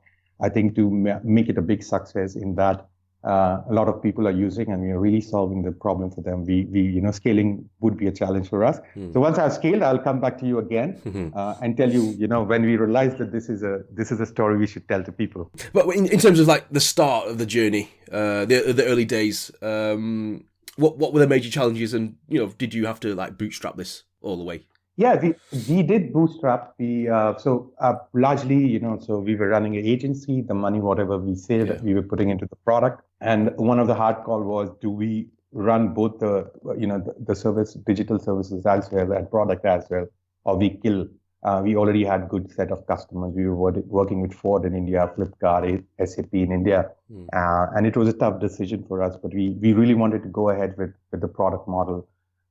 Since then, we've been bootstrap, cash flow positive, now really looking to scale more, probably not really looking for funding this year at least. So in the early days then, how did you get people to try your product then? Because obviously if they're already using some sort of CRM, why should they try your product? Because they don't know you and they don't know the product, etc., etc. Yeah. So the initial days we use Facebook groups a lot, there to actually, like frugally get leads. So Facebook group was one. We have used LinkedIn as well, and we've used email as a channel. These are the 3 channels we're using. Our strategy is more in terms of land and expand. So our first hook is most of the people do want more leads to come in for their business, right? If you look at B2B, our model is B2B2B. If you're a business targeting more businesses, we fit in perfectly well there. And there, if you see, Facebook is not a good channel for B2B to big companies. Neither is Google that. It becomes significantly expensive per click wise. Email is a channel that you own. You have your own domain. If you manage it well, you wouldn't be in the spam. So that is something that people started realizing. That was our pitch, that this is a channel that you can own. This is a channel you can scale as per your need. And lead is something, newer leads everyone want. With inbound, what happens is a lot of useless or not fit lead come into it. Here, that I want to target ABC company or ABC industry with this size and this geography. So you get leads, very relevant lead here. And that was our pitch that worked well. So significantly cheaper, more scalable, you're not dependent on the platform or the changes in the algorithm that they make tomorrow. And the third is, you get a little bit more qualified lead here. So that's how we approached. And once people started getting, companies start getting more lead, then we expand and say, okay, why don't you use our deal manager as well? Or why don't you use our automation as well? So that's how our strategy has been. Would you say it was a more of a organic way of acquiring customers in the early days? Yeah, it was. Like I said, we were bootstrapped, which made us do things very frugally. We have spent actually zero money on marketing as yet. Everything that has come has either through outbound sales or word of mouth for us. Is there anything that didn't work? Yeah, I think we initially somehow ended up targeting a lot of freelancers and realized the use case over a period of time. So we really wanted to have a great customer experience. So we went to a longer length in satisfying or whatever use cases that they had. And we ended up making our product really, really huge. That there's so many features, but in the end, it became for a new customer to find value. It was very difficult. The onboarding became very, very challenging for us. So we had to kill a lot of features, go back and on the drawing board and say, okay, hey, adding features doesn't make sense. So even though I've been in product for a long while, almost 10 years, but we did make this mistake that we kept on adding one stuff after another and then realized, it's become very, very difficult for anyone to find, come sign up and find where the value lies. So that was a big mistake. We almost spent a year doing all of this. And last 3 months, we are kind of undoing it. Interesting. In terms of what you do in the sales automation, drip campaigns, etc., is this all tracked then? So, for example, if I try to sell something to a client and he opens the email, will this be tracked, for example? So you get a full history, so of what, let's say you opened a mail, you clicked on a link. If there is a document, what time you opened the document, how much time you spent on reading the document, all of it will be captured. There is a full history of, if I've also reached out to other people in the same company, right? You'll also see there's a company level historical data as well, that, who has reached which sales rep or lead gen executive has reached which guy, and what has been the conversation. So you get a very, very holistic view of the interactions that you've had. Cool. Is email still the best way to sell, do you think? I think you should have a hybrid strategy, so you shouldn't be dependent on one strategy. What I recommend to people is, in early days, if you are, you don't want to spend a lot of money and time, email definitely is one way to reach out to a good set of user. The reason is the way you treat your normal email, personal email versus your business email is very different. I have a Gmail account. I hardly bother about it except for notifications or from Amazon. Other than that, my business mail, I work very differently. I have a zero inbox policy. I really take care of who is in, who's out. There's, properly, they are actually, categorized. I use it very differently. So business emails, as long as you target, people through their business email, it does work. On an average, most of our clients are happy. We've generated, last year, at least around 5.5 million of sales, for our own customer through cold emails. So it definitely works well. Also, like I said, the good part is that you're not looking, it's not a black box. You're exactly, using different channels to target the right set of people. So if you know a little bit of product market fit is there, or you want to experiment, this becomes the most cost effective channel And if you mail today, within a week, you will know whether your mails are working. If mails are working, if you get on a few calls, you'll know whether, there's a product market fit as well. So definitely I would recommend in early days to try. Once you've scaled this, once you know the limitations around, you can pick other channel as well. But initial days, definitely I would recommend people to try email as a channel to increase sales. Cool, good stuff. And do you actually like selling yourself? Well, no, I'm actually an anti-social introvert. I picked up sales. Picked up sales because once you're a founder, you got to I feel every communication in this world is sell. So you just analyze what works, what doesn't. But if I'm more like a product guy than a sales guy, but I've done a lot of sales recently just because it's the best way to get feedback about a product. Yeah. What do you think makes a good salesman then? I think a lot of stuff, but persistence is one. Understanding your user, letting them making them talk rather than yourself. That also works. Selling use cases is more important than talking about features. Telling a story is more important because once you tell the story, people connect much easily with you. So these are a few things. 3-4 things that definitely make a good person, a good salesperson. How do you sort of like overcome rejection then? Got any advice for our listeners? You got to be objective about it, right? Every 10 calls you do, you will get you'll definitely get a bad call. A guy is not good with you, or a guy is cocky. So be objective about it. Nobody is personal with you. Just take positive, things that are positive and move ahead. Objections. You get rejection every day in life. This is no different. You just got to focus and keep moving. Cool. Well, let's talk about you and your background. What's your background? Well, yeah. So I come from a very small town in east of India. I studied I was a merchant marine for 7 years. I used to work on oil and gas, largely carrying oil and gas across the world. Very large crude carrier. Good 7 years of my life. Then one day I discovered Google, and I was like, wow, I really, the whole world in front of me. This is way back in 2005-06, and I decided it's enough. I want to move out. And I felt, MBA is a good way to get into mainstream business, right? So I took GMAT, started applying to US schools. However, even with a good GMAT score, I was rejected.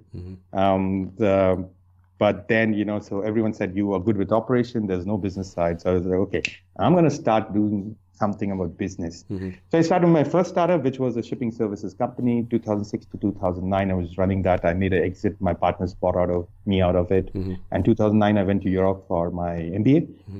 After MBA, I started working for an early stage fund, clean tech fund based out of Amsterdam. Good 5 years, I was working with them. 2014, I got a chance. My partner said they want to start a fund in India. So, I'm the best guy. So I moved back to India to set up a fund.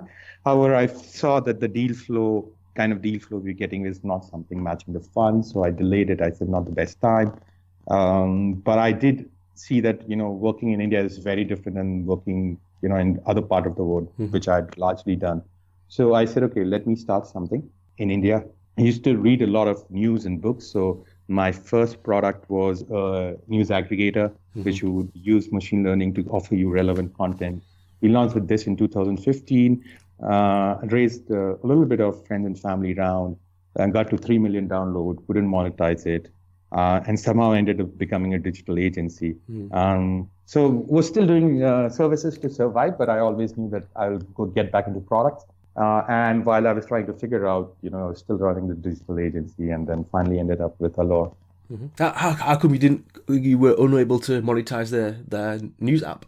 Yeah, so we would get around 20 million page views a month. The problem was it was really, really nascent days for mobile advertising in India.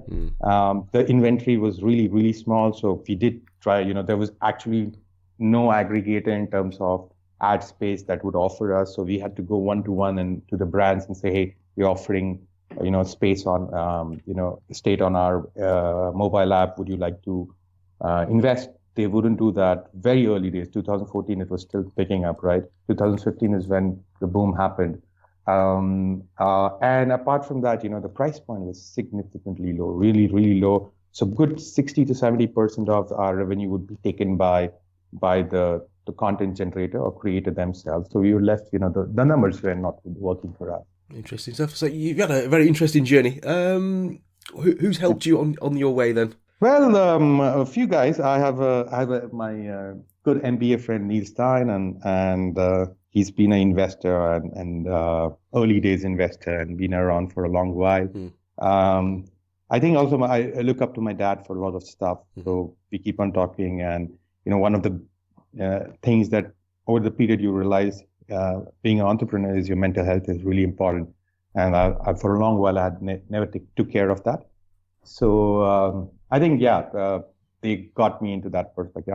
Made me understood that these are things that you should take care about. And you keep learning. I read a lot of books that help me also stay calm and focus on what's important and not get emotional about whole stuff. How are you taking care of your mental health then? Yeah. So for a long while, I wasn't never hitting gym. I was not meditating, not reading, not doing stuff that I enjoyed because I thought, I want to save money. People are very difficult to hire, so I would rather do everything myself. So I would take care of product tech, sales, marketing, everything, and I would keep working all the while. And it took me 1.5 years to realize that I have not been enjoying my work at all. So I met a few of my friends, startup friends. My wife is a doctor as well, so we talked about it, and they said, you got to go back to stuff that you enjoy as well. I picked up music, picked up reading books, started meditating again, started doing exercise as well. I meditate every day, become a habit for me. Also, I focus more on productivity and not long hours. So a lot of changes around there that got me like last 1 year, mental health is important for us, not just for me, but also all my employees who are, we put like 20 number, all for them. I ensure that, they take care of their health as well. What about those people who do startups, 24/7, 7 days a week? I think it depends, Neil. It depends on, you put some effort and, therefore you expect some reward. The frustration starts building when there's a mismatch of expectation and the final reward that you get. So as long as if you're working 20 hours and your rewards are going fine, you will still be fine. Once it stops, then you'll start feeling that, things are not working out. But yeah, in long term, I think everyone does realize that, mental health is something very important. Not just mental health, but even your physical, how you look, how you take care of your body. As age catches up, when you're in 20s, your body is very different. What you eat and drink is very different. When you reach, cross 35, you got to relook at your body and the way, your people around it and say, how I got to change things for me and my family. Did you burn out then? Yeah, I think I started realizing that I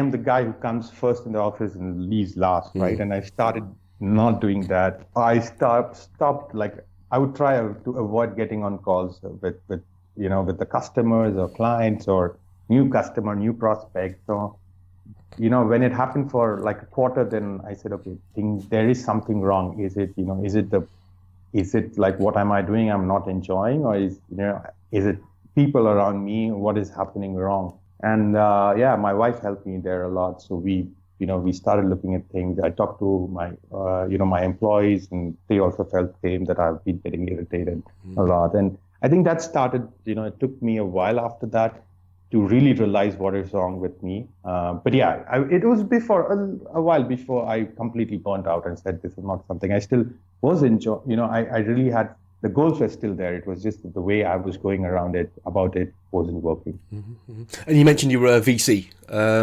You must have seen you must have seen a lot of pitches then. I would read, that was, when I joined as an associate, I would read probably like 800 business plans a year. And we would invest, in 4 to 7 business plans a year. So that's a huge number that I went through. Yeah.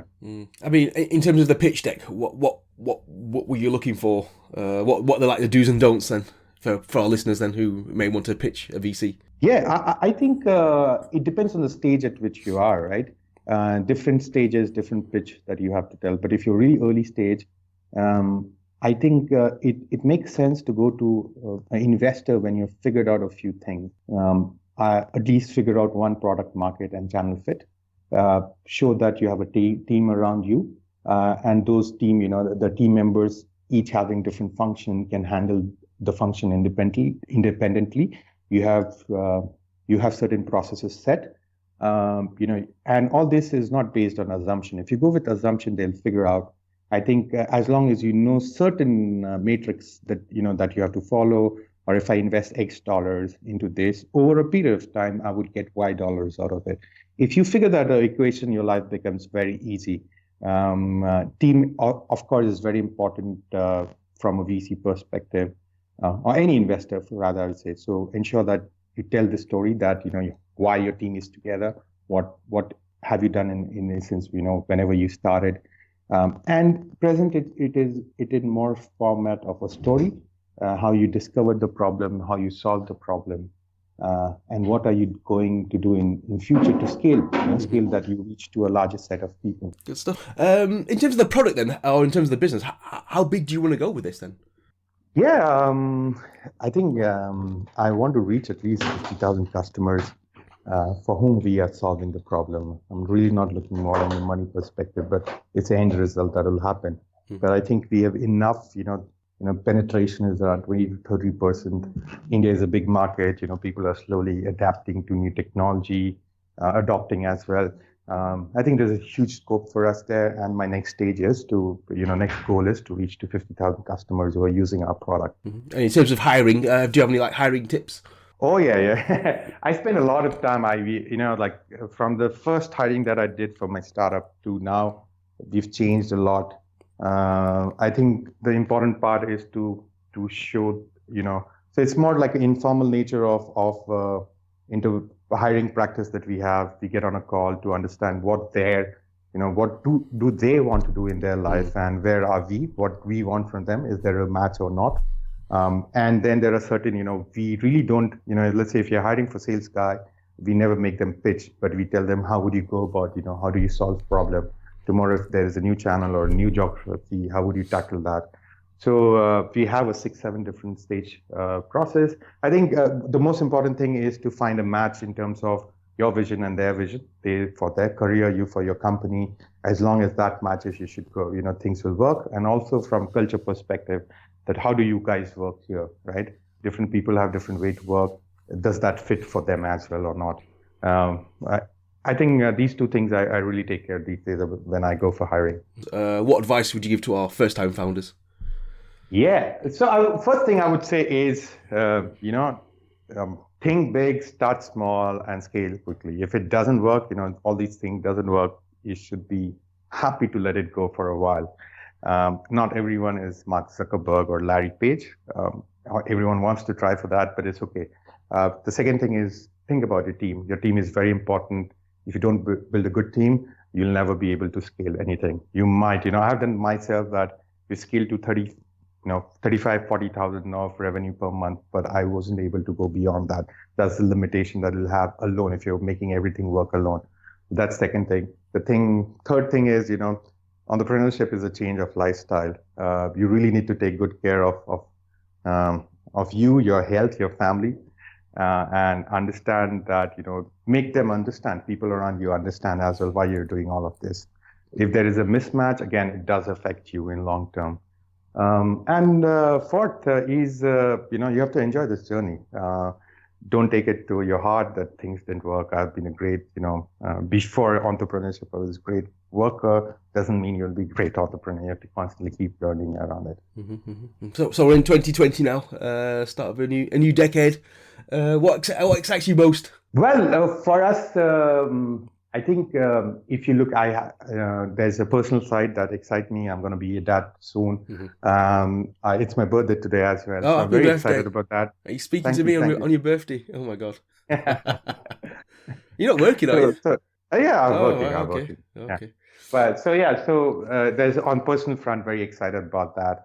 And from the business side, I think, we're very happy. The bunch of people that we've finally managed is really good. Everyone knows what things are working, what is not working.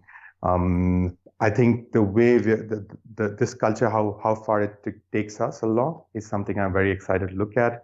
But yeah, I think I'm entering 40 soon, probably in a year. So I'm also excited about how life's going to change there. So really looking forward to learn what I've done in change industries, change geographies and role over the last 20 years. Just want to keep doing that and find, happiness and peace there. And you mentioned books. Can you recommend any books to our listeners? Many. I read a lot of books, probably like a book a week. I would say, there are a few books that, from entrepreneurship perspective, people should definitely read. One is, if you want to, one is Measure What Matters by John Doerr. So if you have not followed OKR, you should give it a try. OKR does help, all your team members to come on the same page, find objective and what are the results. So that's one book I would recommend. The second book, if you're looking for sales and want scale sales, Predictable Revenue by Aaron Ross. The third book I really love is, I have so many books, let's say. Another book, I would say, the third book is Atomic Habits by John Clear. Okay, yeah, I've got that one. Yeah, it's a nice book, that. Yeah. And John Clear is a really good one. These three. But I can keep on recommending. I read a lot of them. And do you have any heroes? Obviously, you mentioned your dad. Any sort of business heroes as well? Yeah, I follow Hiten Shah. Hiten Shah, he's a founder of Kiss Matrix, co-founder. From product side, I really like the way he goes about the research and finding out problem for people and solving it.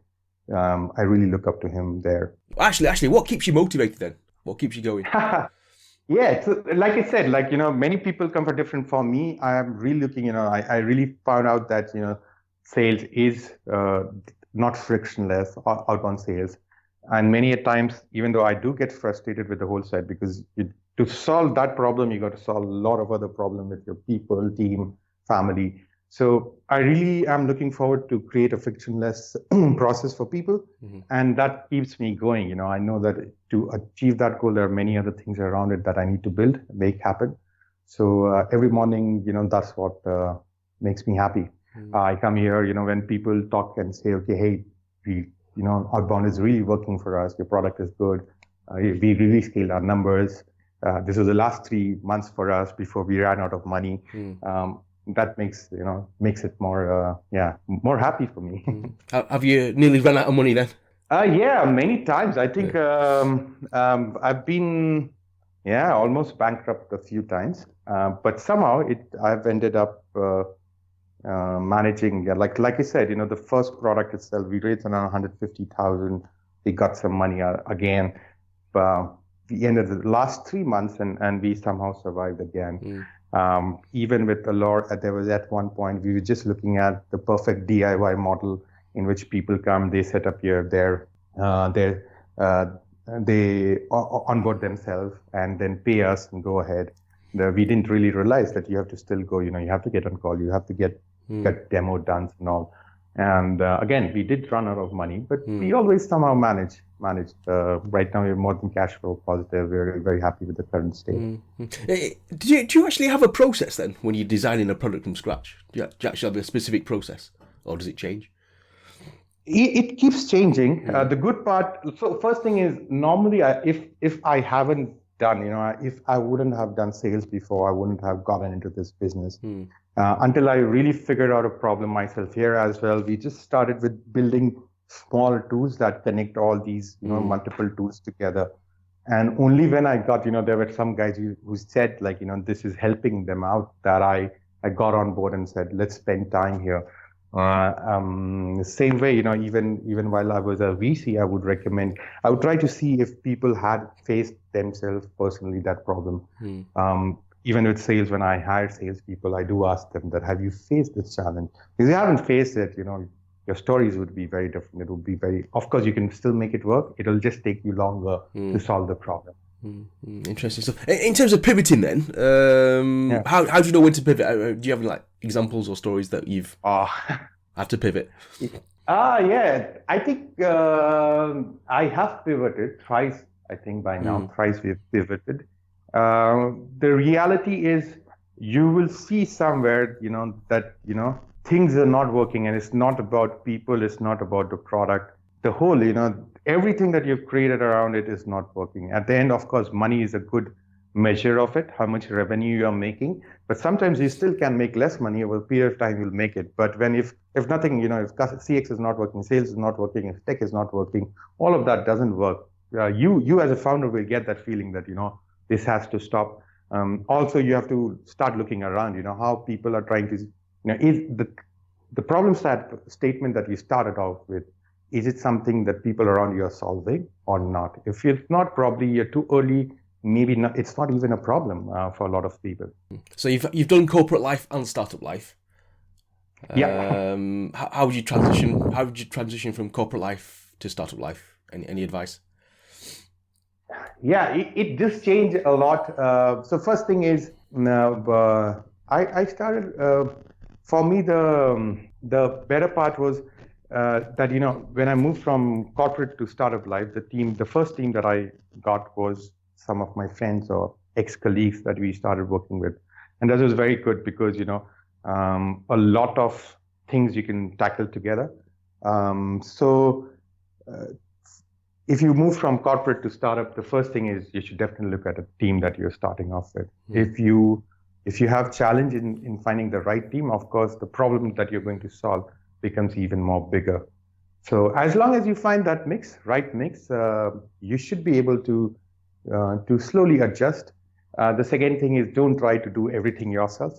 You are very excited initially and you think, I can do product as well, I can do tech as well, I can do sales as well. Certain things of corporate life actually has to be carried on to startup as well. I think process is one part that you really need to build here as well. So I think people and process and have patience. If you have all these three together, startup life will work for you as well. Hello, Vijay. Thank you for coming on the Indian Startup Show today. Thanks for having me, Neil. Please tell listeners what you do. I predominantly work with an organization called the Startup Center, where we do three kinds of things. One, we do a fair bit of ecosystem building activities. We work with entrepreneurs, work with schools and colleges to basically figure out the next generation of entrepreneurs that's coming up. The second thing that we do is invest in early stage startups. The third thing that we do is we engage with governments in terms of policy making. So you mentioned the ecosystem. India is the third largest startup ecosystem in the world. Phenomenal metric, by the way, but by all standards. But those of us who are looking at the ecosystem are always thinking that, okay, I think that's awesome, but are we sure that is are we optimized yet, right? So I think as an ecosystem, we're moving away from, hey, can we get this off the ground, to how do I optimize this ecosystem for better outcomes? Cool. And what's going right at the moment in terms of the ecosystem? So you kind of see that there have been two waves of entrepreneurship that has happened, right? You can look at the slightly little earlier than 2000 era when the Book My Shows and the Reddits and all those companies came up. Like this was the time when Make My Trip and Siffy and all those companies came up, right? Quite a few of them even made it to the public listing and such. The second wave is all the Flipkart, that kind of started off with e-commerce. And I think we're right now looking at the third wave where people are talking about hardware, people are talking about IoT, people are talking about, a lot more data-driven products and stuff like that, which are at par, right? If you look at the wave one and wave two, it has always been that, hey, we're building a product, which is cheaper than whatever is out. But I'm looking at wave three, where a lot of people are building products that are starting to become, in par with, people are looking at India as, build it for India, it might make sense for the rest. Where does sort of blockchain come into this then? I'm still trying to figure out where does blockchain fit in. There have been quite a few technology trends which never panned out, right? Like IoT, for example, is one such brilliant example, or VR for their example, or AR for that example. I think there have been a lot of technology trends which necessarily don't yield commercialization of it. So from that point of view, like most of the time when I meet people who are in the banking sector and they tell me that they have blockchain enabled, data provisioning systems and they manage most of the data on blockchains. I ask them how many stakeholders are involved in this, and they basically tell me 2. And I'm like, why do you need blockchains, right? You just need a shared database. So I think right now in a lot of cases, blockchain seems to be an overkill. People seem to be just using it because it's a cool thing. But I do believe that, if you look at the larger picture of what's happening, right? I think people are losing faith in democracy, partly because there is an erosion of trust. And I think what I'm actually seeing is that instead of trying to basically take an existing system like the financial services and trying to move it into blockchain, I believe that fundamentally you need to start building societal systems that actually work on trust or the lack of trust thereof. So things like GovTech, for example, or CivTech, where people can actually leverage blockchain in the back to basically register votes and build consensus. I think there are some very interesting things going. Sticking with the ecosystem, anything that needs tweaking? I do think we have quite a significant number of startups in India, but I think if you look at it, on a population density scale, India still ranks quite low, right? I think if you look at the number of companies that are coming in, there are some 5,000 odd startups that have been registered here and there. But if you look at a country like Israel, for example, right, which probably has a population as one of our cities, probably has almost the same amount of startups and probably a lot more deep tech companies. There is also the finer classification, right? Like in Israel, if you do not have, I think they've basically done the fine distinction between a startup and what is called an innovation-led enterprise. What they mean is that, unless you have, patented systems that are basically there, we don't call you a startup, right? So you could be an e-commerce company. You're not really considered in our mind a startup.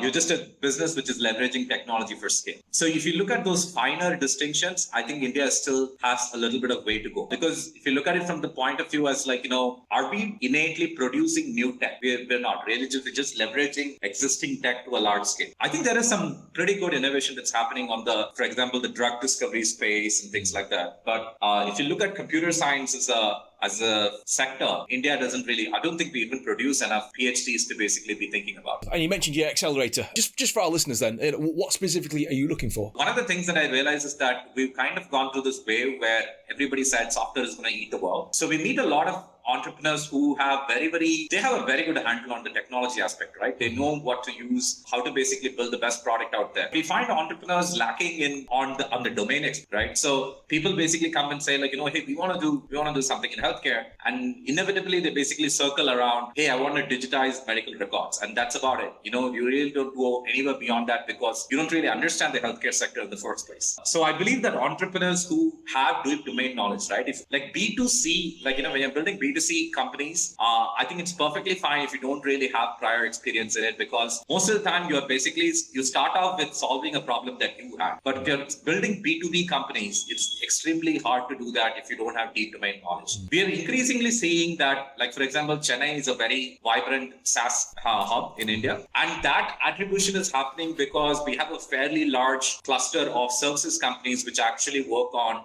quite a varied amount of domains, right? Be it insurance, banking, healthcare, and stuff like that. And a lot of them who are basically 10, 12, years of working in the industry are coming out and basically saying, there is this really small niche where there are 1,200 companies across the world who require this SaaS solution, but we can easily build a $100 million business out of it. Our thesis is that you can easily build 10,000 such startups out of India in the SaaS ecosystem. Interesting. So let's say I have 10 years domain experience in healthcare, but I'm a solo founder. Can I still apply? Or would I need a technical founder alongside? I do think that there are entrepreneurs who are really, really good all by themselves, and there are people who work together. I've seen, there is this drive going on where people are talking about, hey, I think everybody has to be a two-person founder, and you kind of realize that there are some people who just don't get along, right? As two people. And there are also, even though they basically say that there are two founders in the startup, you can see that there is a inequality between both of them. One is clearly the one who's leading, the other one is just building it, the tech. I think that's fine. But if you are building so I think there's a difference between, are you building a tech company or are you building a tech-enabled company, right? If you're building a tech-enabled company, you can actually hire the technology team. I think that's perfectly fine. But if you are building a tech company and you have deep domain expertise, but you don't have the technology expertise, then you better find yourself a co-founder. Just for our listeners then, who may need to find a co-founder, in your experience, how do you go about finding a co-founder? Do you have any tips? So most of the entrepreneurs that we met who basically tell me where they found their co-founders and stuff like that, it has always been a background of where they found them, right? It is always hey, so-and-so and I used to go to the same school or went to college and stuff like that. So I think early in your years when you still haven't started thinking about your company, right, and people kind of can get to know you, I think that's where the deep trust is formed, that you can actually go through building a startup where you're not trying to kill each other. There are also, I think, while that is the best way to go about it, because I ask, whenever I meet founding teams, I ask them, when was the last 3 times that you had a fight? And how did you, sort your disagreements? Because I think that's very, very important, because the number one reasons why startups die is still co-founder issue. And and I think it's absolutely important that, like, just as a relationship, you're able to basically go through this, because you're going to have disagreements in the kind of decisions that you need to make. And you're going to also have to realize that, it's important to know what your role is in the building of the startup. If both the co-founders or all the co-founders have to be involved in every single decision, you'll also realize that, you're just stepping on too many toes. I think there are also phenomenal incubators like, what Entrepreneur First is building, which is UK based, where they're basically saying, hey, if there are talented people, let's bring them come together and put them in a high intensity situation where they find co-founders between themselves. And they seem to be having some very good early success. So I think you can also look at that. Actually, when you asked them about how many times, the last 3 fights that they had, did you get any interesting answers? Can you remember? People do talk about, most of the time it actually comes around, oh, you know what, we were trying to build this project in school, or we were trying to manage this thing. Those kind of things come up. And also stuff, it's usually friendship stuff, right? Like things that, there is a, I always believe that this is where I should be, or there was a difference in opinion in terms of what we thought was very strong core beliefs. You suddenly realize that, your best friend is voting for the different party, right? Things like that happen. Okay. That's interesting. Obviously, you've had lots of pitches. People have pitched to you over a number of years. Do you go for the idea or do you go for the person? I believe it is the person and how deeply they understand the thing. I still believe that you need to be in love with the problem statement. Mm-hmm. And I think, if you do realize that the problem is big enough and I really want to solve it, I might have found a solution, but, it might not be the perfect solution, right? So you're going through iterations of it to basically figure out the right fit, which is sustainable as a business, right? And I think that's a difficult process. But I think if you are in love, the right team in love with the right problem, I think is a winning problem. And obviously you mentioned the government earlier. How's that going? One of the things that's happening with governments across the world is that everybody is basically leveraging startups and entrepreneurs as something that they can catalyze, right? And I think it has become an election mandate. It actually wins votes. And, they're kind of riding on that momentum. Governments necessarily don't know how to work with startups because startups work in the realm of uncertainty, right? It has never been done before. Most of the things that startups are trying to do has never been done before. There is really no how-to guide on entrepreneurship. In that case, it becomes very difficult when a government basically steps in and says, okay, here are the 7 things that you need to do to become an entrepreneur or to start a business. You kind of realize that it has become a template for medium and small businesses. It's not necessarily for cutting-edge startups which are pushing them. So a lot of the time, right, increasingly the government comes up with schemes saying that, things like, hey, you need to register to become a startup. I think any ecosystem that needs permission to innovate is going to fail. And I think from our perspective, right, most of the hubs in India have kind of evolved on their own. If you look at the hubs in the south, right, Bangalore did not become the IT hub because the government envisaged it. Bangalore became the IT hub of the country because a group of entrepreneurs came together and made it happen. And I think that's how most ecosystems have been built and always will. And I think you need a good relationship with the government, but I think the government needs to know not to dot all the I's and, do all the P's in the Q's. So if you were in charge of the government program, what would you do? I would ask them to basically step back a little bit and perhaps not define things too clearly, right?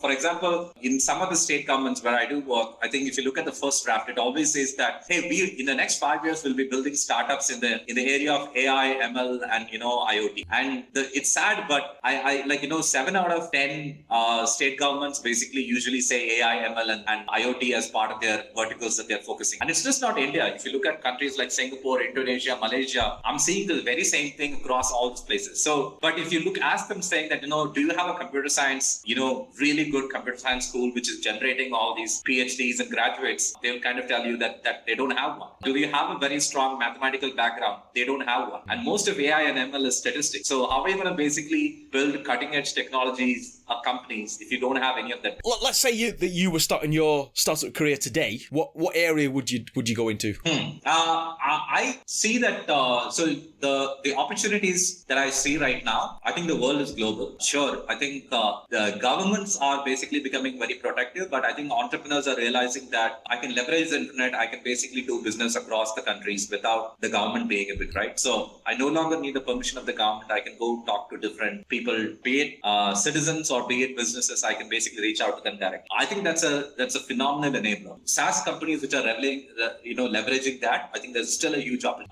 But if you look at the next 20, 30 years, the question that we often have is that the year is 2040, what do you think would happen? I think education is a huge space that I'm really interested in. And I think people are starting the right way. Like, for example, if you look at people basically saying, hey, I want to do the Lambda school model of education, right? Where I kind of know that, you are good in what you do, but you just need to be equipped. And if you show outcomes, then I'm basically going to take a percentage of what you earn. And I think that can go very early. I think you can look at children when they are 5 years old, when they're in their 8th standard, and basically do intelligence tests and things like that, and start basically saying that, you know what, I see these candidates being extremely smart, these children being gifted, let me start backing them in terms of education. Ideally speaking, governments should be doing this, but most governments would see these kind of interventions as socialistic measures, and hence I think that good capitalism has a way to get. The other long-term plans that I actually see is that I think genetics is going to be a huge space. And I do see like the blueprint, the bits and pieces of that future basically coming together. I also do see that, in 20 years from now, we are most probably going to have a staging station in Moon, right? So because if we're going to seriously talk about space travel and stuff like that, we need to escape the Earth's velocity, because we just spend way too much energy and power getting out of the Earth's velocity. So it makes a lot of sense to basically have a staging set up in the Moon from where we can explore. But like a lot of things, right? How we're going to build a habitable structure there, how we're going to grow crops, how we're going to grow food. It's interesting because the constraints of being in space, a lot of the research is basically going to trickle down to Earth in terms of how we're going to manage the climate, maybe reverse climate change, and also grow sustainable food. In terms of ethics, then, you mentioned genetics. So let's say I came to you with a pitch about creating a new superhuman being. I've got the patent rights to, etc. Would you invest in that? Ethically, with your ethics hat on. I think if you look at genetics, right, I think they're talking about interventions in genetics in the germline, or basically you're talking about a temporary intervention. I do see people the number of genetic disorders that you actually see, within my own family's social circle. My families actually have friends with somebody who's who have 2 daughters. One is 8 and one is 12, who actually have an autoimmune deficiency, disease. And I think that's terrible, because, the common cold can probably kill you. If you can solve those kind of problems with genetic intervention, with gene therapy, I think that's the best thing that you can do for yourself, right? I don't think we're going to go to superhuman. I think we're going to go to, hey, let's solve cancer first before we can, and some of these genetic issues that we have. And it's just not going to be humans alone, right? I think before we get into humans, we're going to fix a whole bunch of other genetic mess that we've created. Is something as simple as dogs. Dogs have the most messed up DNA. They're one of the most complicated DNA messes that's happening in the species. Interesting stuff. You mentioned the future. I mean, people are always talking about the bubble bursting, as it were. Will it burst, or is it still booming? India definitely has a little bit of an overvaluation problem, right?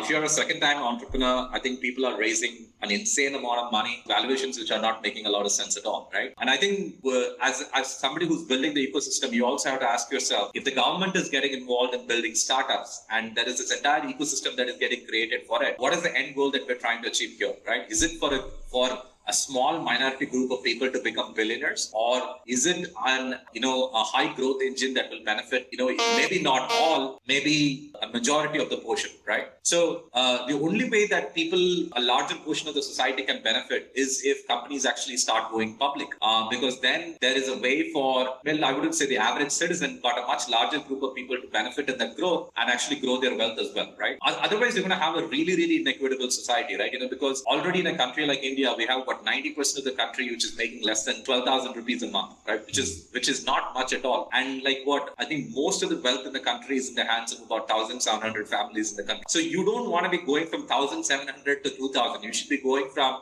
2,000 to 200 million people who can actually be a part of this wealth. So if you do want companies to eventually come into the stock market, you kind of realize that, if you map where the valuation of private companies are and where they need to be realistically in the public market, kind of realize that they're nowhere close at all. So either the value that people are building in, leveraging startups has to be infinitesimally larger, or we seriously need to have a correction in terms of value. What we say is the one big observation then, dealing with startups in India? Most of the startups in India are probably not Indian companies. I think that's a very interesting thing, because 75% of the companies that are registered, that have raised money in India, usually tend to domicile outside. So they either go to Singapore, or they go and get themselves registered in Delaware, which I think is interesting. Because even though we still count them as Indian companies, technically speaking, they're not really Indian companies. Yeah, so in terms of investment then, is the money coming from India or is it coming from overseas when it comes to... A good chunk of the money is coming from overseas. I think the economy is still growing,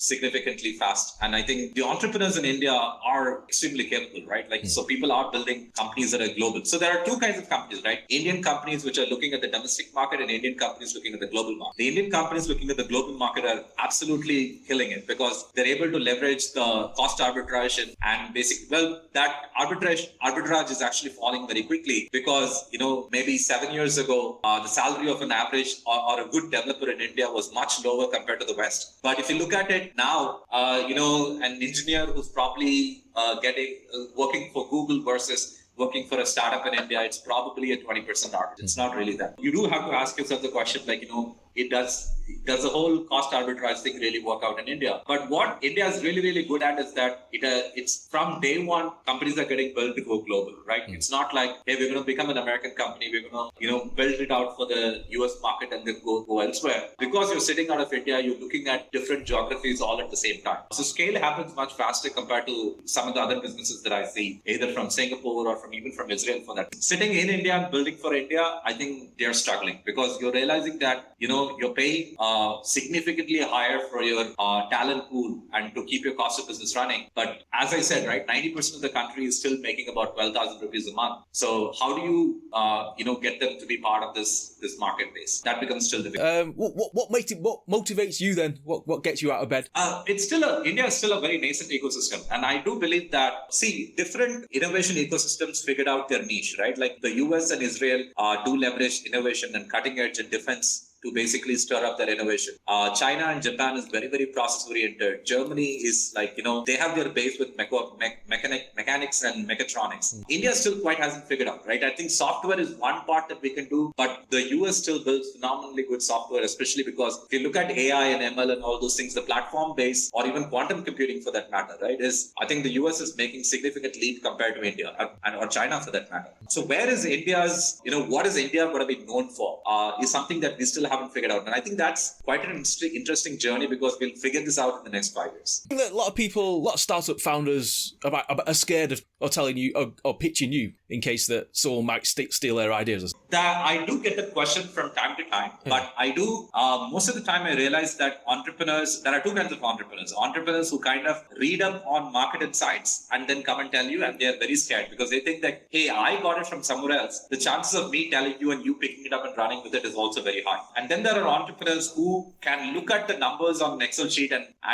they see things that other people can't see, right? They're absolutely not worried about it at all. They basically go and tell everyone that they know, as many things as possible. They'll be like, did you know that the credit card market, there are gaps over here? And they're not shy at all to talk about it because they're like, I can spot 100,000 opportunities every week. But then building a solution for that means, 5 years of hard work to build a company. Maybe that's not something that I wanted. So I don't think it's the idea. The hard work comes Netflix took 25 years to basically get to the company that we all love to have, right? But that was not the case early on when people were thinking about it. So I don't think you need to be worried too much of the idea because that's just a matter of time. It's just even if you're a startup entrepreneur and go around telling everyone that you meet your idea, the chances of anybody remembering it is very, very low. Because I see so many people coming and telling me that, okay, this is a startup idea that I have. 6 months later, I meet him and he's like, yeah, I didn't work on it. I went out. So if you need ideas, I think there are more than enough ideas that you get. People who come and speak to me, they kind of know that, I think it's an unwritten rule of this ecosystem, working in this ecosystem, that you might hear, when an entrepreneur tells you a little bit about the stuff that he's doing, that is the ethics of the industry, right?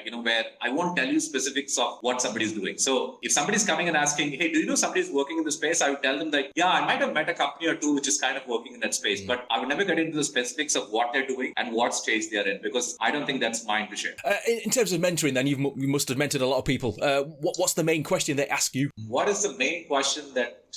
Well, hiring is a question that comes over and over again, right? How do I hire people who are not like me? And I think a lot of entrepreneurs basically think that there is some magic formula. Maybe there is a website that they haven't yet found out where they can hire all the people that they want. But what I've also realized, having doing this for almost 14 years now, is that problem never gets solved. I think it was Bill Gates who basically said that even when he was the CEO of Microsoft, he used to spend 40% of his time meeting new people because, that's how you basically hire great people to come into the team. 40% of your time, 40 to 50% of your time as a CEO will go into having coffee meetings with people who might be potentially a hire that you might want to look at in the future, right? So you're constantly building up this network of people that you might want to tap into when the time is right. So that problem never goes away. But for first-time founders, would they hire for generality, an all-rounder or someone who's got specific skills? I would say you would want to hire people who can wear multiple hats, right? So it's neither. It's you want people who can think in terms of range, but you can also get into terms of specifics. The first 20 people that you hire for the company will essentially define the culture for the company. And if you do that right, I noticed that this 20 people will then bring people from their network into the company. If you want, for example, if all 20 people are tech guys or girls for that matter, they're going to bring more tech people into the company. But as you start your sales division, for example, you're going to have the same problem all over again. So yeah, we would want to start off with people who can wear multiple hats for you. Because people who basically, if you're a company with less than 20 people in the company and you basically say, hey, here's a well-defined job description, I think you're hiring more. Last few questions then. Have you got any favorite books or blogs you want to recommend to our listeners? I actually don't follow too much of startup blogs because I do think that, you do get nuggets and pieces of what you like there, and then you do adapt it to what makes sense for you. But I do like to read things that are absolutely for example, I like reading stuff on biology and things like that. Maybe I'm going through this curiosity phase with genetics and stuff like that right now. But I do like how some of those things came to be. But I think people like Neville Ravikant, who's basically talking a lot of really interesting stuff. You want people who can kind of give you a different perspective, right? If you can look at the world in a slightly different way than how most people are used to, then you also start seeing very different opportunities. And I think as an entrepreneur, that's more important. I'm always scared that a lot of the books that you read, for example, somebody says blitz scaling, and then suddenly everybody's talking about blitz scaling. I think there's a little bit of dog whistling going on as well, because that was a strategy that worked for that company then. It might no longer work for you anymore, right? Because the market has all the elements that kind of define the success of that strategy that no longer exist. So you might actually be chasing a strategy which is very, very outdated. So you might want to think about what has not been done before and basically try that for your company, in which case most of those examples are not going to come from the startup world. It's going to come from others. What advice would you give to first-time founders then? What should they be focusing on? I think keep it simple. I think you start with a problem statement which comes out of a deep domain knowledge and basically the capability to solve that problem, and a group of people who are super capable of doing that. And I think that's a great starting point. See, the thing is that I meet a lot of entrepreneurs and I ask them, sometimes I meet students who basically say, I want to drop out of school so that I can start up. And I ask them, so what is it that you're chasing? And they basically say no, I want to start up. I'm not sure exactly what. And I tell them why they're thinking about dropping out of school. And they basically say that, I don't really like this, and this. And I find most of those entrepreneurs is running away from something rather than running after something. And I think that's a problem. I think if you start running away from things that you don't like, you're not really going to survive in a startup, because there is if you take legal compliance versus learning finance, there are going to be a lot of things that are going to make you uncomfortable when you're building a startup as well, right? It's not the thing that you're not happy 100% of the time. Somebody basically said, right, you build a startup because you can sleep like a baby, but you're just waking up in the middle of the night and crying. So it's not a most peaceful thing, but it's a very satisfactory thing to do if you know what you are. So I think it's keen to, as a startup is growing, the kind of entrepreneur that a company requires the first 18 months and the second 18 months is almost exponentially different. And as an entrepreneur, you need to have the capability to learn and unlearn things fast. And if you don't have that, you'll kind of realize that the startup that you're building, you have become the constraint and the bottleneck on its growth. And I think that's a bit of a problem. So if you can equip yourself for that, I think you're awesome. How would you, or can you give examples of, how would you sort of learn and unlearn? So look at the cases, for example, when a lot of, you notice that in a lot of companies, the founding CEO doesn't, or the founding entrepreneur does not, or the founder does not really become the CEO of the company, right? Even if if you look at the case of Mark Zuckerberg, for example, right? I think he went through this very interesting phase where he was this nerd who basically became an entrepreneur, and then he kind of realized that Facebook was becoming much bigger than he kind of envisaged. And there were a lot of these actions that were done, like, interviews that were given, for example, which was a little bit reckless for a company that was basically had a significantly disproportionate influence on them. And I think it was smart of him to basically get the help of somebody like Eric Schmidt to basically come and coach him to become a CEO, right? So I think there is this transition path between, hey, I am a technologist, to I am a product manager, to I am a entrepreneur, to I am a CEO, right?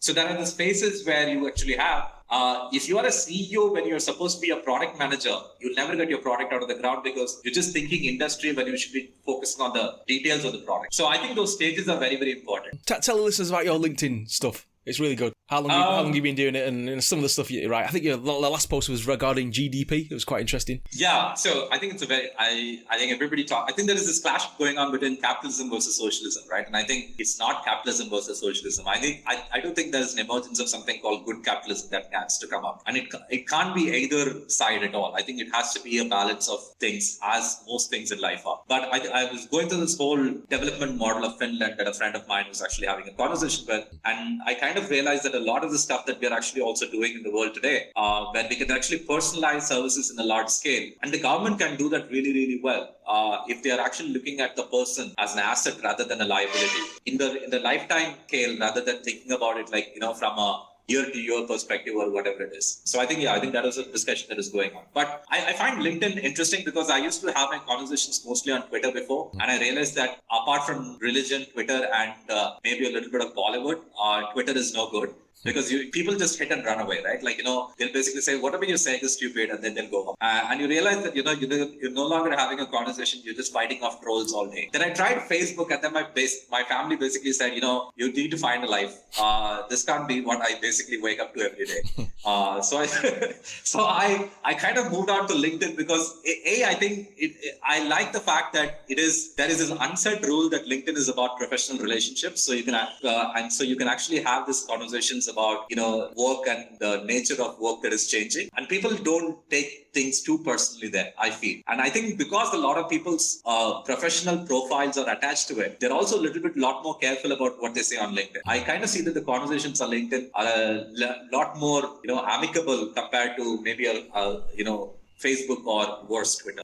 So I kind of moved my conversations mostly to, I would start off my conversations with bits and pieces on Twitter, and then kind of like use that to evolve my conversations a little bit, and then kind of move to LinkedIn as a much bigger meaty post, because that makes a lot of sense. People have been saying I need to have a blog of my own, but I kind of realized that, running a blog and then maintaining it and all of that is painful. I think today, if most of your audience is in wherever the audience is, I think you should basically go there and forget about it. That's the end of the show. Thank you for listening and supporting the podcast, and I'll be back next week. If you're building something exciting, please send me an email, hello@neilpatel.co, or tweet at Indian Startup SH, or you can go to facebook.com/Indian Startup Show. We'll love to connect. Thank you and goodbye.